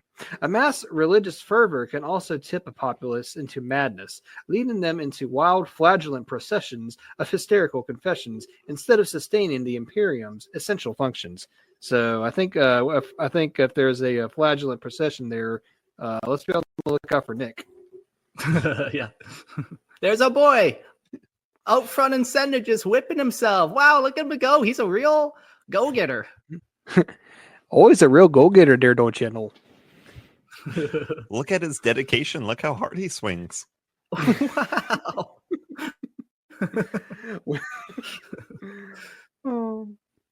When planetary governors fail to maintain control, the Arbites must step in to restore order, setting the example for imperial loyalty and discipline. Rioters are broken, panics are quelled, and the mob is shown the meaning of imperial authority. When such force is necessary, the governor is often held accountable for the failure, and few survive the ensuing judgment. So, not even governors are safe from an Arbites' wrath, it seems. It is said that the Lex Imperialis allows for crimes of destabilization to arise from uncontrollable passions or chaotic circumstances. However, crimes of sedition are far graver. They are the result of cold, calculated intent to undermine the very machinery of imperial rule. Blasphemy, heresy, the dissemination of rebellious propaganda, and the deliberate defiance of Arbites' law are all considered crimes of sedition. To harbor a mind capable of such intent is to pose a threat to the Imperium itself, and the punishments for sedition are designed to be as ruthless and terrifying as the crime, aka bolter to the head. Enforcing the mandates of the Lex Imperialis is an overwhelming task. The vast erudite codices of law are so intricate that few individuals can claim to know all their secrets or loopholes. Even the judges of the Arbites, sworn to uphold the law, must frequently consult with archive savants and librarian cogitation engines to make informed rulings. Within the planetary enforcers or under auspices of powerful nobles during the rare trials, a group of exceptional legal minds is tasked with interpreting the Lex Imperialis. These scholars, few in number, dedicate solar decades to the study of imperial law, mastering its every nuance and its every interpretation, and guarding the Imperium's sacred justice from the erosion of time. So it kind of just seems like if you could sum up imperial law, I feel like there's two main facets. It's like, yes, the imperial tithe, you don't mess with that. We've talked about that. But just really any form of destabilization, whether, you've eliminated the planetary lords and now this planet's no longer doing what it needs to do. It's just anytime you kind of destabilize that clock that we were talking about, you take one gear out, the whole system gets fucked. So you can't allow any of that kind of stuff. But there's a lot of things that you can allow. You can drop a clock in some mud and it might get a little dirty and it's going to be fine. But if you take a cog out or, you put too much mud in the cogs or a rock in the cog, that's where it really starts to get the ire of the Arbites. Oh, yeah. Yeah. So going into some of their investigation techniques and practices, in exceptional circumstances, arbitrators are sometimes granted substantial autonomy and discretion in their pursuit of lawbreakers. They can take them far from their usual duties, necessitating extended absences and on occasions even travel beyond their home planet if that is where their investigation leads. It is not uncommon then for their inquiries to attract the attention of an inquisitor who may request the arbitrator's services as an acolyte. And sorry, it dawned on me, my brain had died for a little bit, but you were mentioning the watch and getting dirty and everything. As we were talking about in our Hive City episode, there's always someone ready to take your place, They take out a governor and there's another person just waiting in line to become the next planetary governor. Yep, got to keep that clock ticking. Yeah. Mm-hmm. This relationship is typically a harmonious one, as both inquisitors and arbitrators are unwavering in their service to the Imperium. They share the same unyielding commitment to eradicating those who would bring the Imperium to ruin, and many Inquisitors count arbitrators amongst their most trusted agents. However, there's a stark contrast in the powers held by the two. Inquisitors are granted absolute discretionary authority to determine their course of action, unbound by the rigid structure of the imperial law that the arbitrators are sworn to uphold. This difference can lead to tension, particularly when Inquisitors show leniency towards transgressors, often offering them reprieves or bending the law in exchange for information and favors. Such actions may create discord, as arbitrators, deeply bound by their duty to the law, may find such flexibility disturbing. So that's kind of how we were talking about, the sugar-free Inquisitors, and what the difference between Arbites and Inquisitors would be. That some Inquisitors are going to be a lot more lenient, while the Arbites definitely not so. Yeah. As a result, arbitrators are often more aligned with Puritan Inquisitors who share their uncompromising approach to justice. In rare instances, an arbitrator might even turn against a radical Inquisitor if they believe that a transgression too severe to overlook has been committed. The sanctity of the law is paramount to the Arbites, and perceived violation of that law by an Inquisitor is seen as an unforgivable betrayal. The sponsorship of an Inquisitor, however, can signify advance on arbitrator's career. The favor of a senior member of the Holy Ordos can greatly improve an arbiter's chance of ascending to the higher ranks of a judge. But this sponsorship can come with expectations. An Inquisitor who elevates an arbitrator to such heights expects the judge's loyalty and service, with the judge's vast authority and power extending now to the service of the Inquisition. The influence of the judge, wielded alongside that of an Inquisitor, forms a formidable alliance. I can imagine you got these people that are overholding the law on you. The Inquisitor's now kind of going to be whatever he wants to do, not that he couldn't beforehand. Yeah. I just pulled up a little bit about Inquisitor philosophies and stuff, and there's definitely an episode here, but you basically have two types of Inquisitor philosophies. You got Puritanism and radicalism, and then each one breaks down into a whole bunch of crazy words that I can't even fucking pronounce, but I'll try one of them. Amalatheians, okay, or the Antiquarians, who focus on discovering patterns and events in the past to predict the future.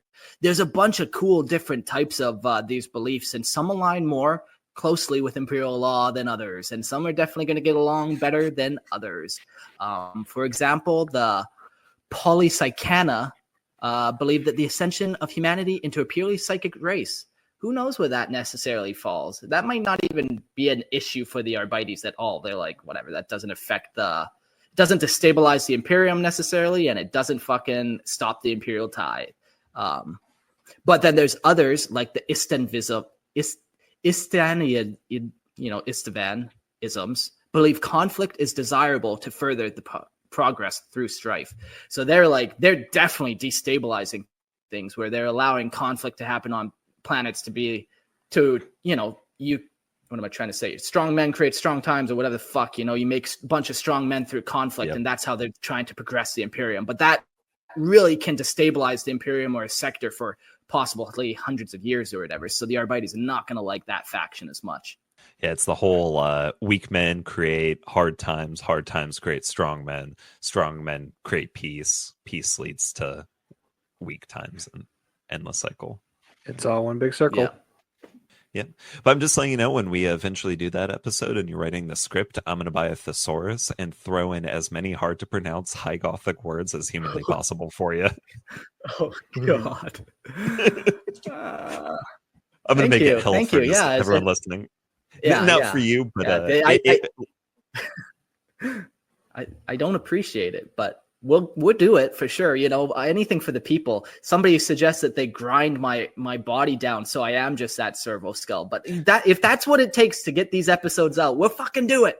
Awesome. Yeah, you'll be listening into that episode, and all of us will be speaking, but it'll be like listening to English you can't understand. Yeah, now wouldn't that be a fun episode? Just do a whole episode in High Gothic. All of it. The adjectives and nouns, all of it. And label it High Gothic to a non-High Gothic speaker. Right. Yeah. Mm-hmm. Well, going back to the judges, indeed, given the judge's esteemed position and considerable influence, the relationship between a judge and an inquisitor often borders on that of equals. Together, they form a partnership of immense strength, and any enemies of the Imperium who stand against them are doomed to fall. But yeah, I mean, that's actually surprising to me. Like, I always considered the inquisitors to be so high in their power that to a judge to be an equal to them really kind of is a testament to how strong they are. Yeah, I didn't know that until this episode either. Just like that is like, everyone has somebody looking over their shoulder in the Imperium, and not even the Inquisitors are safe. And that's kind of crazy to consider because, like, if you want to think of someone with like absolute authority, you look at the Inquisitors or the High Lords of Terra. We definitely kind of mentioned Cryptman before, and like, yeah, there has to be an Arbites judge out there who's like, what that guy did goes against everything we stand for. Look at the resources that he wasted, like, and especially with this mindset of the Arbites of like, they're the last people on the planet if it's getting invaded, and they're going to hold out no matter the cost. So then to just throw people away, they're probably like, those citizens should have held out just like we would have till the bitter end. Like, that would have been them fulfilling their duty. And Cryptman just wiping them out without even fucking asking anyone. Like, yeah, there's no way he's not on some judge's shit list for that, for sure. Well, I wonder how many people are going through the Hall of Judgment looking up records just to try and find if he actually broke a law. There's got to be like a whole department just dedicated to him for researching his actions. Yeah. Mm-hmm. Look at Cryptman creating jobs for the Arbites. Swell guy. Worst job program ever, but whatever. Somebody has to do it. Did you finish off your section? It's my turn now to do some reading. Okay. Yes, sir. Okay. Let's talk about some law disputes. Yeah, what actually does happen when we got some of these law disputes? The Adeptus Arbites are the unwavering enforcers of the Emperor's divine law. Across the countless worlds of the Imperium, it is the iron-fisted gauntlet of the Arbites that ensure the inviolable edicts of the Emperor are upheld, no matter the cost. It is the arbitrators who stand resolute, ready to enforce the Emperor's law above all the other regulations and petty concerns of planetary rulers. They are the first line of defense against the forces of rebellion and anarchy, the unyielding bulwark protecting the Imperium from chaos and destruction.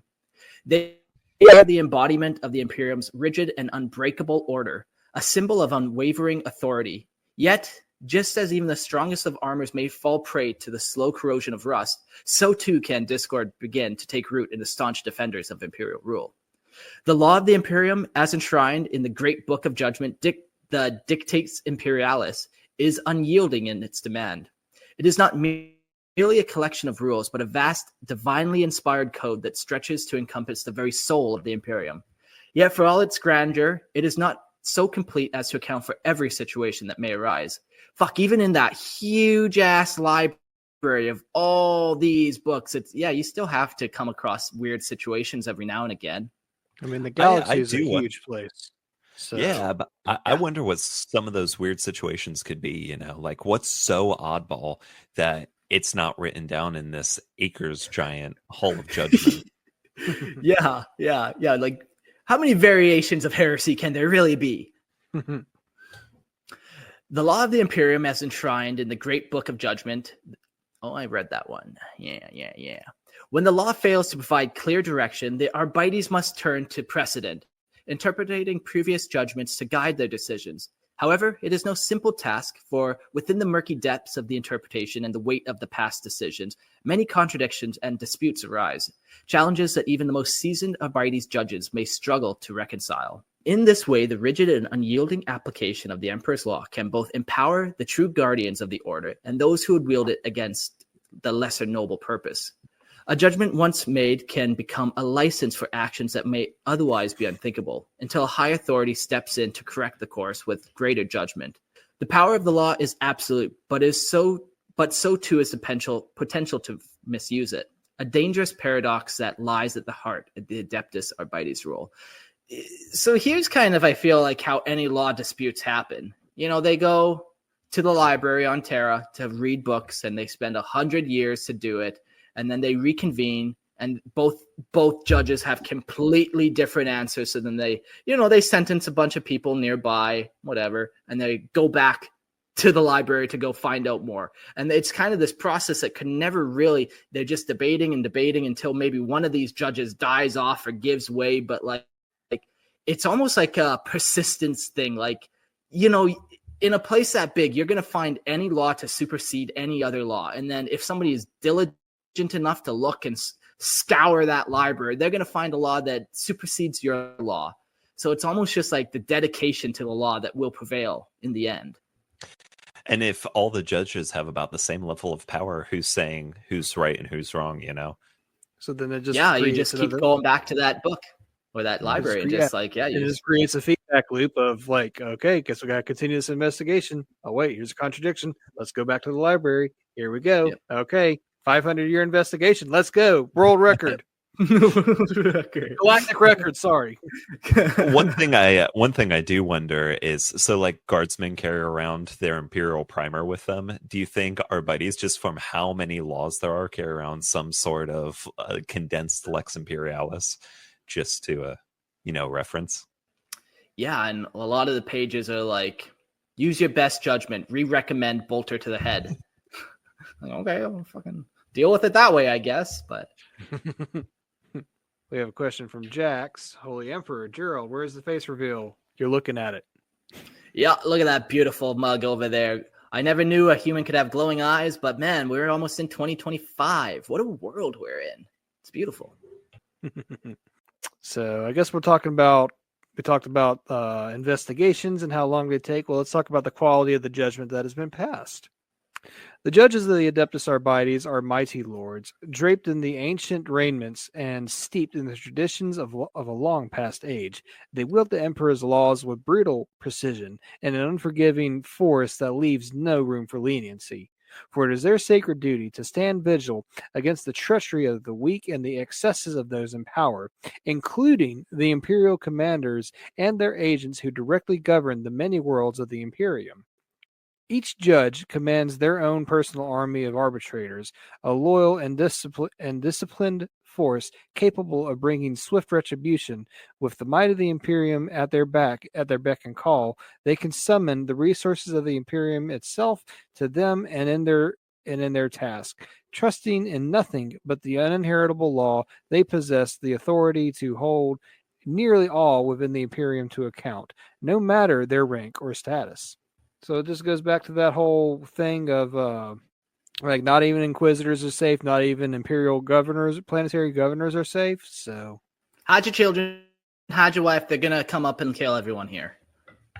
They gotta share bolters now. They gotta share bolter rounds. So line up just nice and perfect like okay. Children first. Come on. Tallest to shortest. There's a Titanic joke in there somewhere. The power women and children first. Come on. The power wielded by the senior. Oh man. I thought what I said on the last episode was going to get me canceled, but this one, hoo-wee. How progressive are we? Lorehammer Legal is definitely probably going to struggle a little bit on this one. It's the Lorehammer Law Lords. I'll have you know. Yeah, I'm sorry. Well, at least they're earning their money on this episode. The power wielded by the senior judges and high marshals of the Adeptus Arbites is immense, rivaling that of the Inquisition itself. However, unlike the Inquisition, they are bound by the ironclad hierarchy of the Imperium and can never transcend the boundaries set by the Adeptus Imperialis, the unyielding code that governs their every action. With such power and responsibility comes great risk. The judgment of these lords of law is absolute, yet even they can falter. The inflexible nature of their duty, their unwavering authority, leaves them vulnerable to straying from their path. It is often within the judges that the seeds of heresy and strife are sown, and they may find themselves at odds with other agencies of the Imperium. Such conflicts, when they arise, are rarely without consequence. While they remain resolute in their duty, unbending in the execution of their power, there are threats that neither law nor force can overcome, enemies against which even the might of the judges is helpless. Yeah. We get a fun comment from Jax. Not just with men, but the women and the children too. That's nice. That's a nice little meme. And then he also asks this: so who holds more power, the Arbites or planetary governors? I know you kind of came in late, so you might not have heard that part, but definitely the Arbites hold it over the planetary governors. They have nothing on Arbites. And then also, is Gerald a Scutari? What are you, Gerald?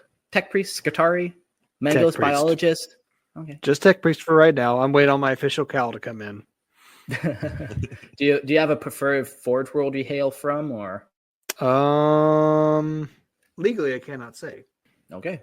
That means your Forge world that you hail from was probably accused of heresy and has been blown up, and now you are on the run from the Arbites. That's how I'm taking that answer. We don't speak of things that make sense.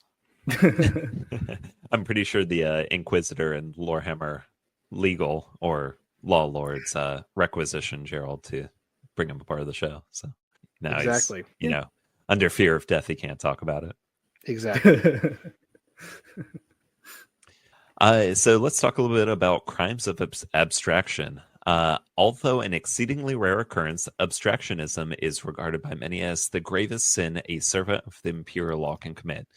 Despite the vast wisdom accumulated by the venerable judges, the shadow of abstractionism lingers over the office like a parasitic leech, corrupting the very foundation of their sacred duty. Abstractionism refers to the condition of criminal deviancy in which arbitrators, disillusioned by the precedents, perceived inadequacies of the written law, begin to rely on expedient summary judges over the more cumbersome process of evidence and due legal process. In their haste to bring justice, they forsake the intricate steps that preserve the integrity of the law. So this is, we were kind of talking about this, about just, shooting first, asking questions later. I guess that's all going to fall under this abstractionism. Yeah. And then the Arbites is like, yeah, no, I read this law in the fucking halls there. I go down hall number 842, find shelf 99987, go up 4,000 feet. I swear it's there. Trust me, the law's there. And who's going to really check that? And speaking of abstract law, we got a question from Purge. In the military, if you break civilian law, you get a civilian and a military trial for breaking that law. Would the same be true in the Imperium? I think it's all just one law that it falls under. Just the Lex Imperialis is the law. I don't think there would be a civilian versus a military one. Yeah. I think it's kind of I think it might be like we talked about earlier, where you got the commissariat that takes care of the guardsmen, you got the Arbites that takes care of basically everybody else. The Astartes manage their own thing, the Mechanicus manage their own thing. So it's all one big circle jerk. Yeah. Many laws to break accidentally and be accused of heresy. Oh, and no, Snoochie, I'm not a Skaven. Stop it. I mean, the crazy thing about the Arbites is they're only human, and a human memory is only ever so good. So trying to remember most of these, man, that'd be the worst. Yeah. I guess when it's ingrained in you daily in the Schola Progenium and afterwards, there was a study the psychologist made one time. I think the human brain on average can only they can only remember and make meaningful connections with, I think, a maximum of 300 people. So yeah, I think that's called Dunbar's number. Yeah, that's the one. That's the one. Yeah. Oh, interesting. Yeah. Gotcha. Yeah. So yeah, it's interesting when you see lots of communities or whatever, it kind of reaches that point, and then beyond that you become that statistic or whatever. I grew up in church or whatever, so Dunbar's number held kind of true to a lot of the churches where I went to, where you get to that 300 number, it's everyone still kind of knows each other, but then after that things start to kind of get out of control and a little less manageable, because you just lose that personal ability to kind of know who everyone is. So even back in the day, villages would kind of just naturally have that kind of number, and then people would kind of spread out and whatever. Oh, that's interesting. It makes sense. So to those people with 1,500 Facebook friends, do you really have that many friends? No, they probably don't even have one. Who fucking uses Facebook? What are we on? Come on. Well, the worst offenders descend into outright vigilism, dispersing punishment and death not for proven crimes, but for perceived or potential transgressions. Such actions are considered an abhorrent heresy, a betrayal of the Arbites oath, and crime punishable by death if discovered. The very notion of abstractionism undermines the fundamental principles of justice, replacing impartial law with subjective vengeance. Of course, those who fall prey to these sins believe themselves to be on the side of righteousness. They view their perceived sense of law and moral imperative as the true guide to justice, convinced that the cold and uncaring universe demands their intervention. In the most tragic cases, such as the long-suppressed Capertia precinct incident on the world of Herodin, unmarked Arbites kill teams were dispatched to execute criminals at the bidding of an illegal star chamber of judgment, a secret council that wielded authority without legitimacy. Yeah, I mean, all of that it's just crazy. I mean, you have so many layers upon layers in the administration that, yeah, sometimes things are going to get just kind of mixed around.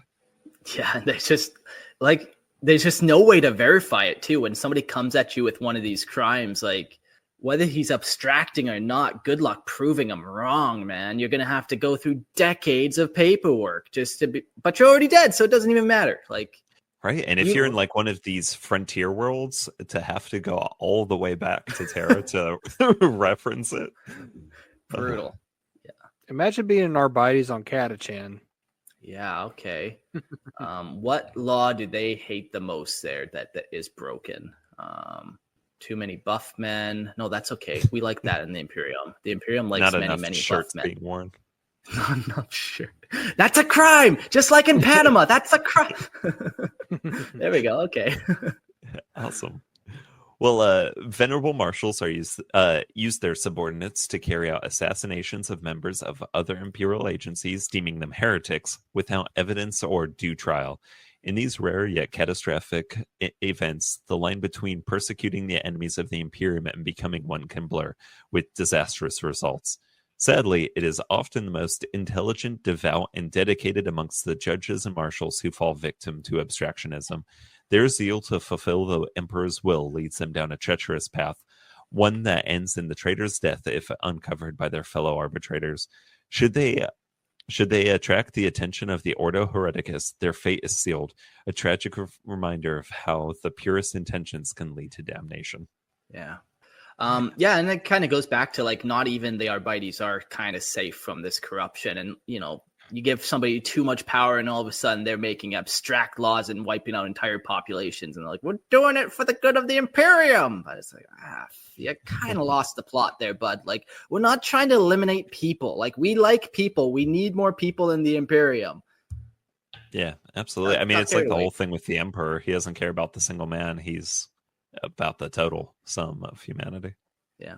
Yeah. So... Well, disputes of jurisdiction, conflicts between the Adeptus Arbites and the other imperial agencies typically arise from disputes over which authority has the right to enforce imperial law and which laws should take precedent in specific cases. Many judges view the letter of imperial law as not only inflexible but also boundless, with no room for compromise or interpretation. Zealous arbitrators, driven by the uncompromising vision of justice, who have been known to seize and execute agents of the ministerium who act against heretics without due process of law, or to aggressively intervene upon the discovery of a cult or clandestine operation, only to later learn that they have unintentionally jeopardized a covert inquisitorial investigation. Yeah, talking about the layers, yeah, you've got these it'd be your undercover detectives and like the police come in not knowing that they're undercover, and whoops, there goes your sting operation. That's the funniest shit when that happens in America, when like they're fucking smuggling drugs to try to catch drug lords, so then like the FBI then goes against the DEA to catch their undercover agents, and it's just one big circle jerk of fucking people arresting other government officials. It's nice. But then plot twist, it was the CIA who was funding the whole operation with the drugs and everything. The whole time. whole time. Yeah, that's the thing. When you're embedded that deep, you can't exactly say like the police are coming at you. Hey, don't shoot me! I'm an undercover cop. There was a Right. movie back in like the early 2000s called, I think it was called Street Kings, and it was about some cops going after gang members. They finally got the gang members and then realized, oh shit, they were undercover cops too.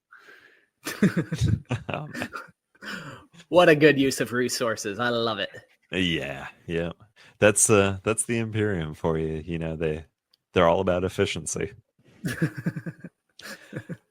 To some particularly foolish or fanatical judges, distinctions such as the sanctity of a navigator's ancient privileges or the rights and titles of the imperial noble are secondary to the demands of the law. In their eyes, the overwhelming weight of the imperial law surpasses all other considerations, regardless of the individuals or institutions involved. Such acts of overreach are typically curtailed by the arbitrator's high command before open violence or full-scale conflict erupts. However, on rare occasion, a senior marshal or judge, fully aware of the risks, may initiate a clandestine operation into an agency whose immunity for the law they cannot tolerate. Whether their suspicions are founded or not, they overcome is often bloody, as such confrontations invariably lead to the violence and bloodshed. Fun. Yeah. Just another day in the grimdark Imperium for you. Yeah. You got inquisitorials and arbites and judges just all fighting each other. Yeah. And they're all yelling at each other. No innocence, only varying degrees of guilt. As they swinging powered, what do you call those gavels? Power gavels at each other. Yeah. Just another Tuesday in the Imperium. Mm-hmm. All's good. So, random question. Do Arbites have a tabletop miniature that you guys know of? They do. They've had a couple. Like they had some way back in the day that are like Rogue Trader era, I believe, that are just so jank because they're 30 years old or whatever. But then also, like I think last year they came out with a kill team of actual updated guys. Yeah. Okay, I got you. Yep, yeah, because that totally gives you the scenario on a tabletop for like Inquisitors versus Arbites versus Inquisitors. You know. Yeah. And the next I think Inquisitorial Agents actually just recently released too, like as its own thing, or they have their own codex now. It's crazy. Yeah, that's a weird one. That it's always weird what they've done with the Inquisition during rules and codexes, because sometimes they lump them into, the Death Watch or the Grey Knights or the Sisters of Battle. Sometimes they get their own codex that gets other things lumped into them. Sometimes they just cut the Death Watch out of an edition completely. They've always kind of had a weird hand dealt to them. The other kind of thing that they do have, and this probably came out like, let's call her probably 3 to 4 years ago at this point, is they have the Palatine Enforcers in Necromunda. And we're actually just about to talk about the Enforcer cadres. So that's what these guys would kind of fall under, these Palatine Enforcers that are kind of lesser agents, but still law enforcement. Many worlds within the Imperium maintain their own cadres of enforcers, local law enforcement agencies charged with upholding the will of the Imperial commander and the laws of their respective planets. Unlike the esteemed arbiters, the majority of these enforcers, or whatever title they assume locally, bear little true loyalty to the law itself or to the venerable tradition of service. There are, of course, some notable exceptions. In practice, these enforcers act as the iron fist of the planetary governor's authority. At best and at worst, they are little more than hired thugs, granted a thin veneer of legitimacy. Loyal only to their paymasters, they are deeply corruptible and venile, their actions driven by greed rather than duty. Within the collective sector, the organization and role of these enforcers cadres vary wildly. The Magisterium of Sanctilla stands as the most well-ordered and numerous of these forces, a paramilitary body that answers directly to the Lord Governor, with tens of thousands of armed personnel. The Magisterium is almost as well-funded and resourced as the Adeptus Arbites themselves. At the end of the spectrum, worlds like Lugnum rely on regulatories and rail agents to maintain order in their scattered mining camps and shantytowns. These enforcers often administer rough justice, though I'll try one more time here. These enforcers often administer rough justice, their authority little more than a thin pretense over their thuggish behavior. Many know better than the bandits and extortionists. Some worlds, whether due to cultural practices or lack of technological resources, operate without formal enforcer cadres altogether. In such places, the ruling class and their private armies dominate, enforcing their will with unyielding authority. This is especially common on feudal worlds and feral worlds, though it is not exclusive to them. On Malfi, for instance, the hive world and subsector capital second only to Scintilla, civil order is maintained by the armsmen of the planet's great houses, with the enforcer cadres serving merely as overarmed doormen and palace guards. In most cases, the Adeptus Arbites and the Inquisition view these local enforcement forces with suspicion, if not outright distrust, concerning about their competence, loyalty, and professionalism. In many instances, their suspicions are justified. So we were talking a little bit way earlier about, if there's a gene steal cult, do they hire local law enforcement? And we kind of are like, well, that is a very specific case that they probably don't want to tangle too much. Like, they can't trust anyone. But it seems like they can't trust anyone anyways. Like, it's not really their MO. They're not really the trusting sort. It's like layers of distrust distrust within distrust.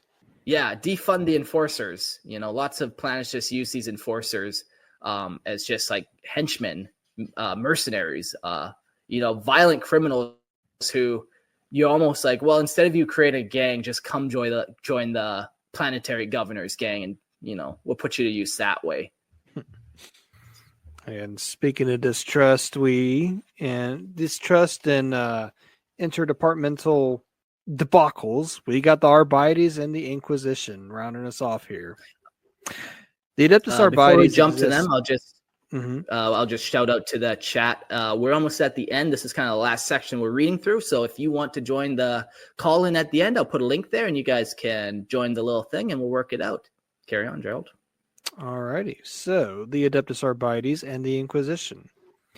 The Adeptus Arbites exist to uphold the laws and codes of the Imperium, maintaining a presence on every world with a significant population.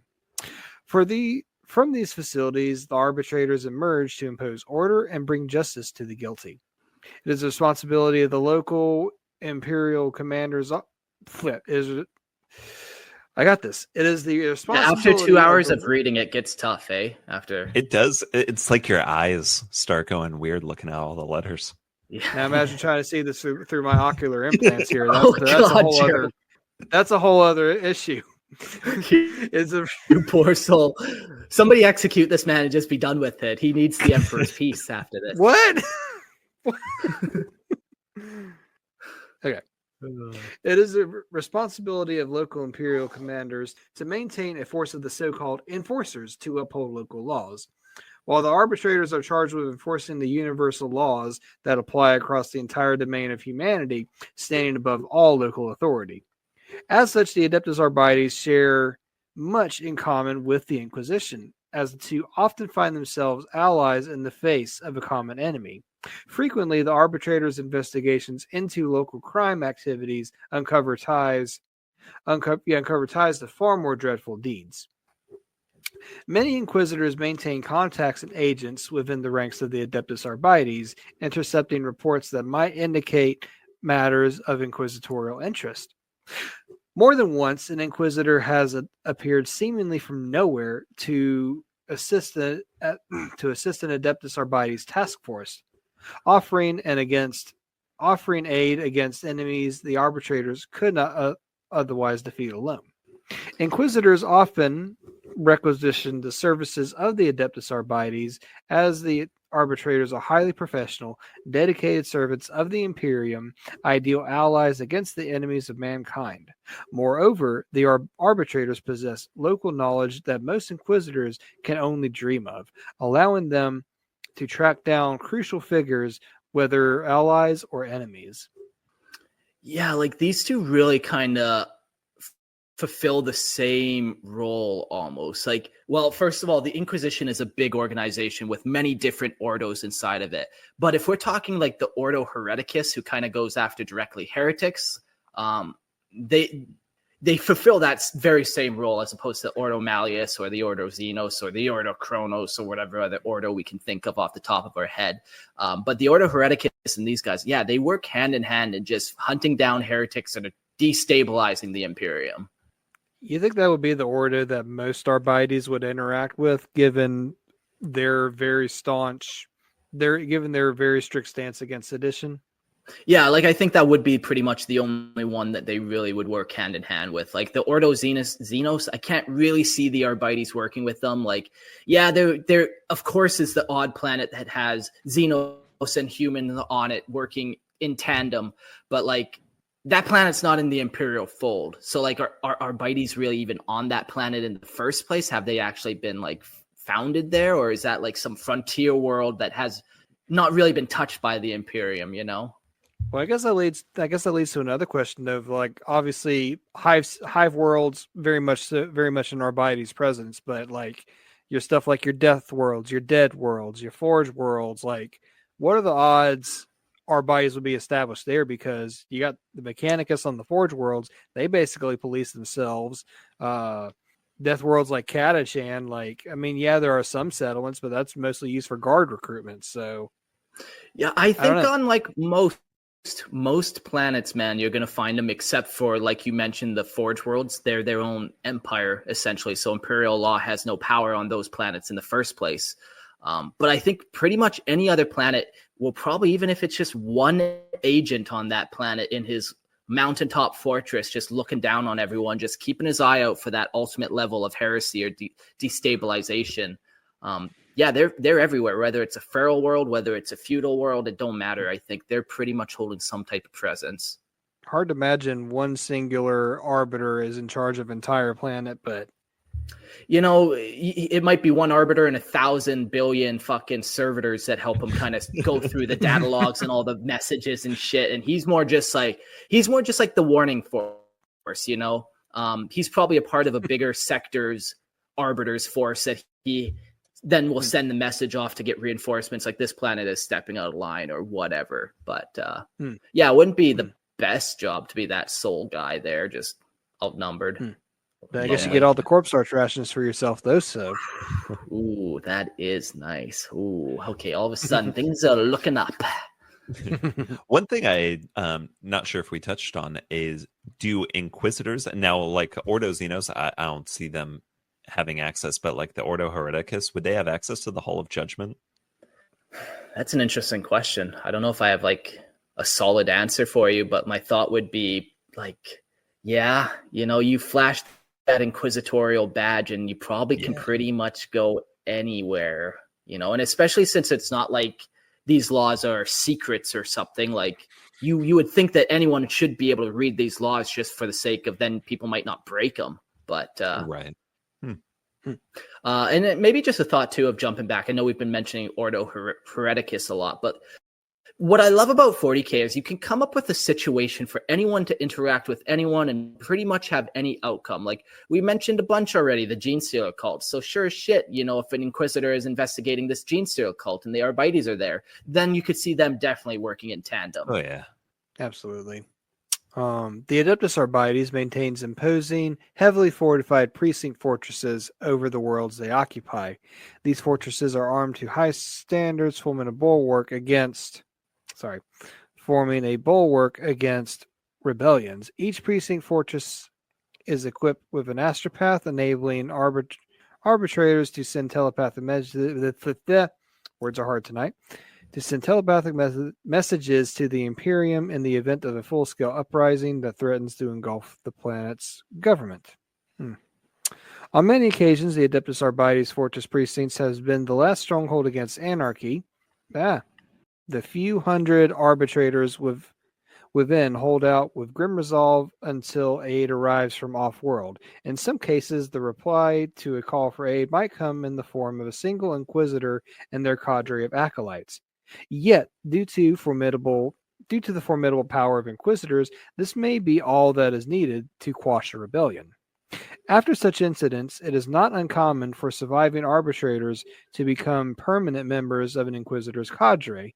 The precinct authorities rarely object, considering it an arbitrator's duty to serve the Inquisition.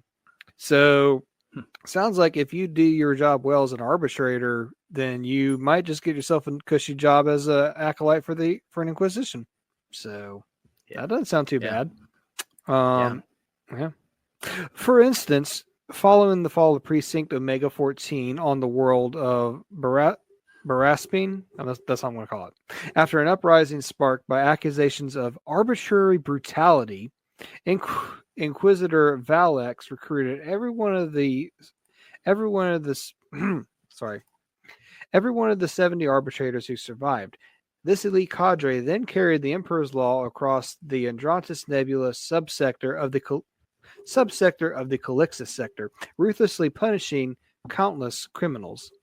While the Inquisition often finds a reliable ally in the Adeptus Arbites, it is exceedingly rare for the two organizations to come into conflict.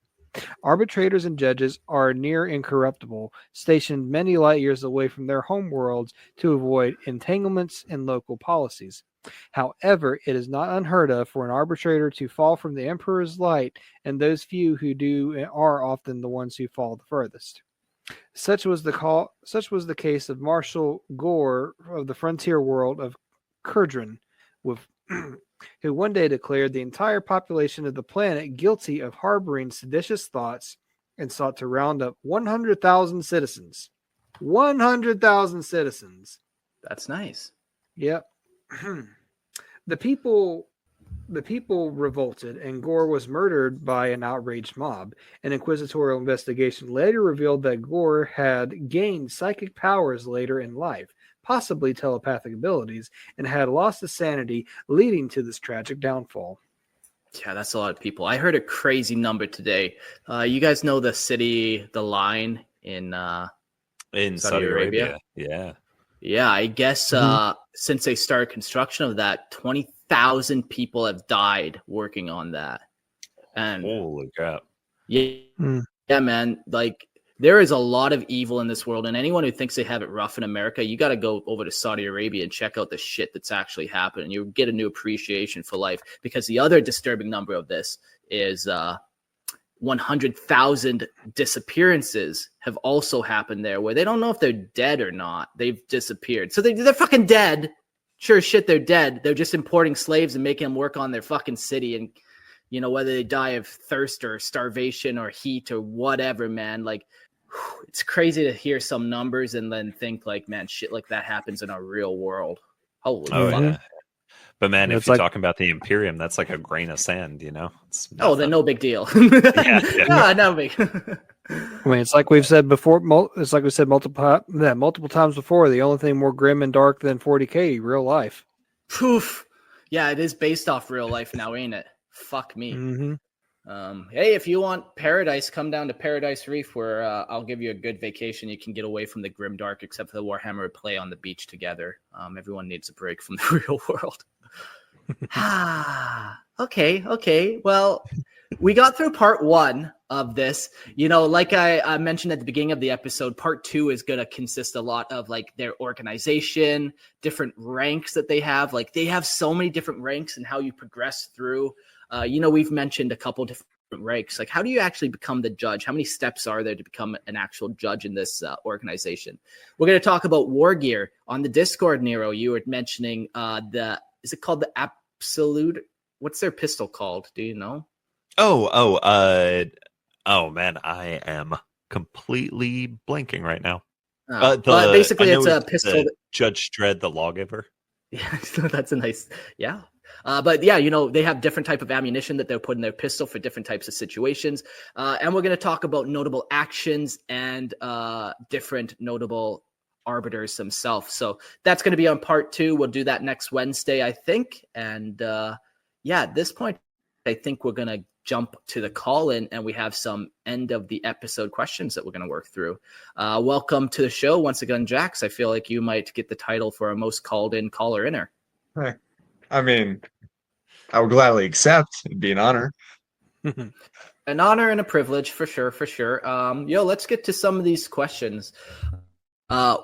There's some that maybe everyone just pick a question that we can berate Jax with. I know the one I really want to talk about was Could the Adeptus Arbites ever be compelled to work against the Imperial Guard or Space Marines if conflicts over jurisdiction arose? And what would the repercussions of the clash be? So yeah, like what would a Astartes chapter have to kind of do to get the ire of the Arbites, you know?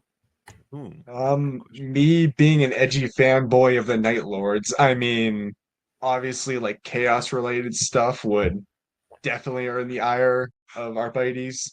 Have you ever heard of the Minotaurs or the Marines Malevolent? Yeah, Yep. for sure. Mm-hmm. I feel like, yeah, the just like randomly butchering citizens would definitely earn you the ire of the Arbites, and the result of it would probably be a lot of dead Arbites. Yeah, like the Arbites are very well equipped, and they even have tanks and shit. But like, you're not going against the might of an Astartes. Like, you're not. You're just a standard human at that point. Yeah, I could see maybe like some Astartes trials to become a Space Marine becoming just way too severe, and it's like, okay, I know every one Astartes is going to cost basically 1,000 citizens, but you're now up to like the 10,000 citizen mark to get one Astartes, and now that's becoming against the Imperial law. The Imperial ties now has some issues with that. Yeah, it's like one in our buddies like and a Space Marine are working together, or like a Marines Malevolent, and the Marines Malevolent like lures an orc horde towards a refugee camp. And it's like, okay, it's only like a few thousand refugees.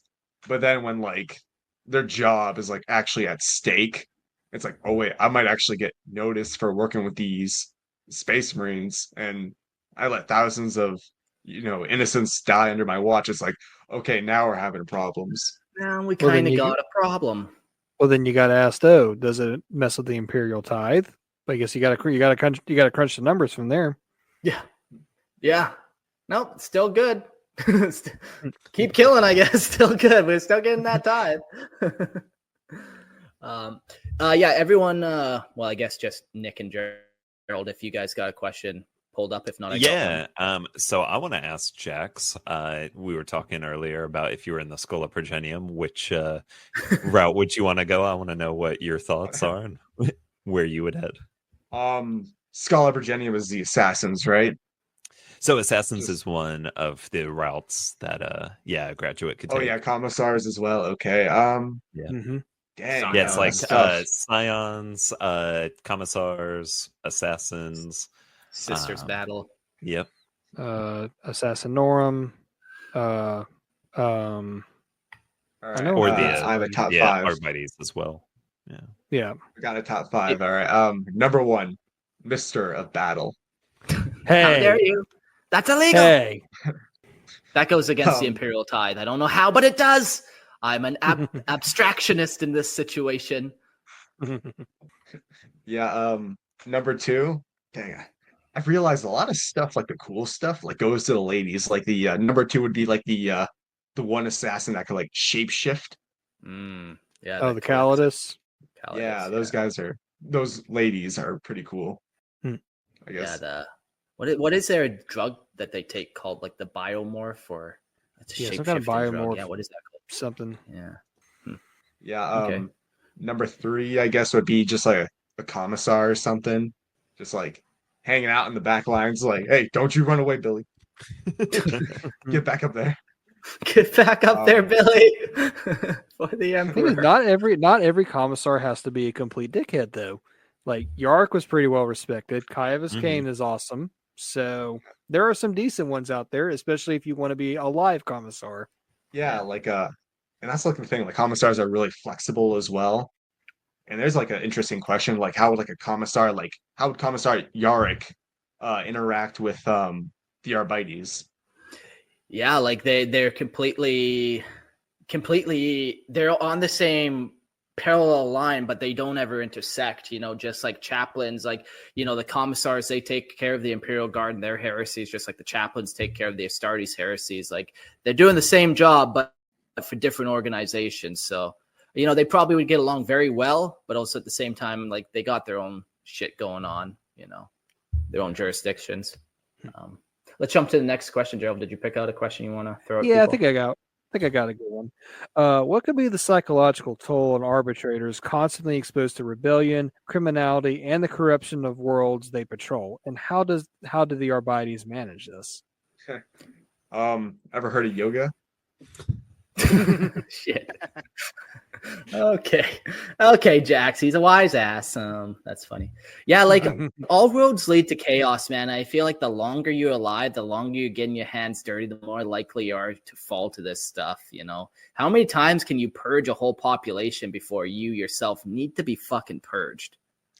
That's the question. That also, right that also, as I was gonna say, that also raises the question, we know Sisters of Battle do it like all the time because they're like extremely religious. They're like, oh, let's purge these innocent civilians. Why not? For the God Emperor.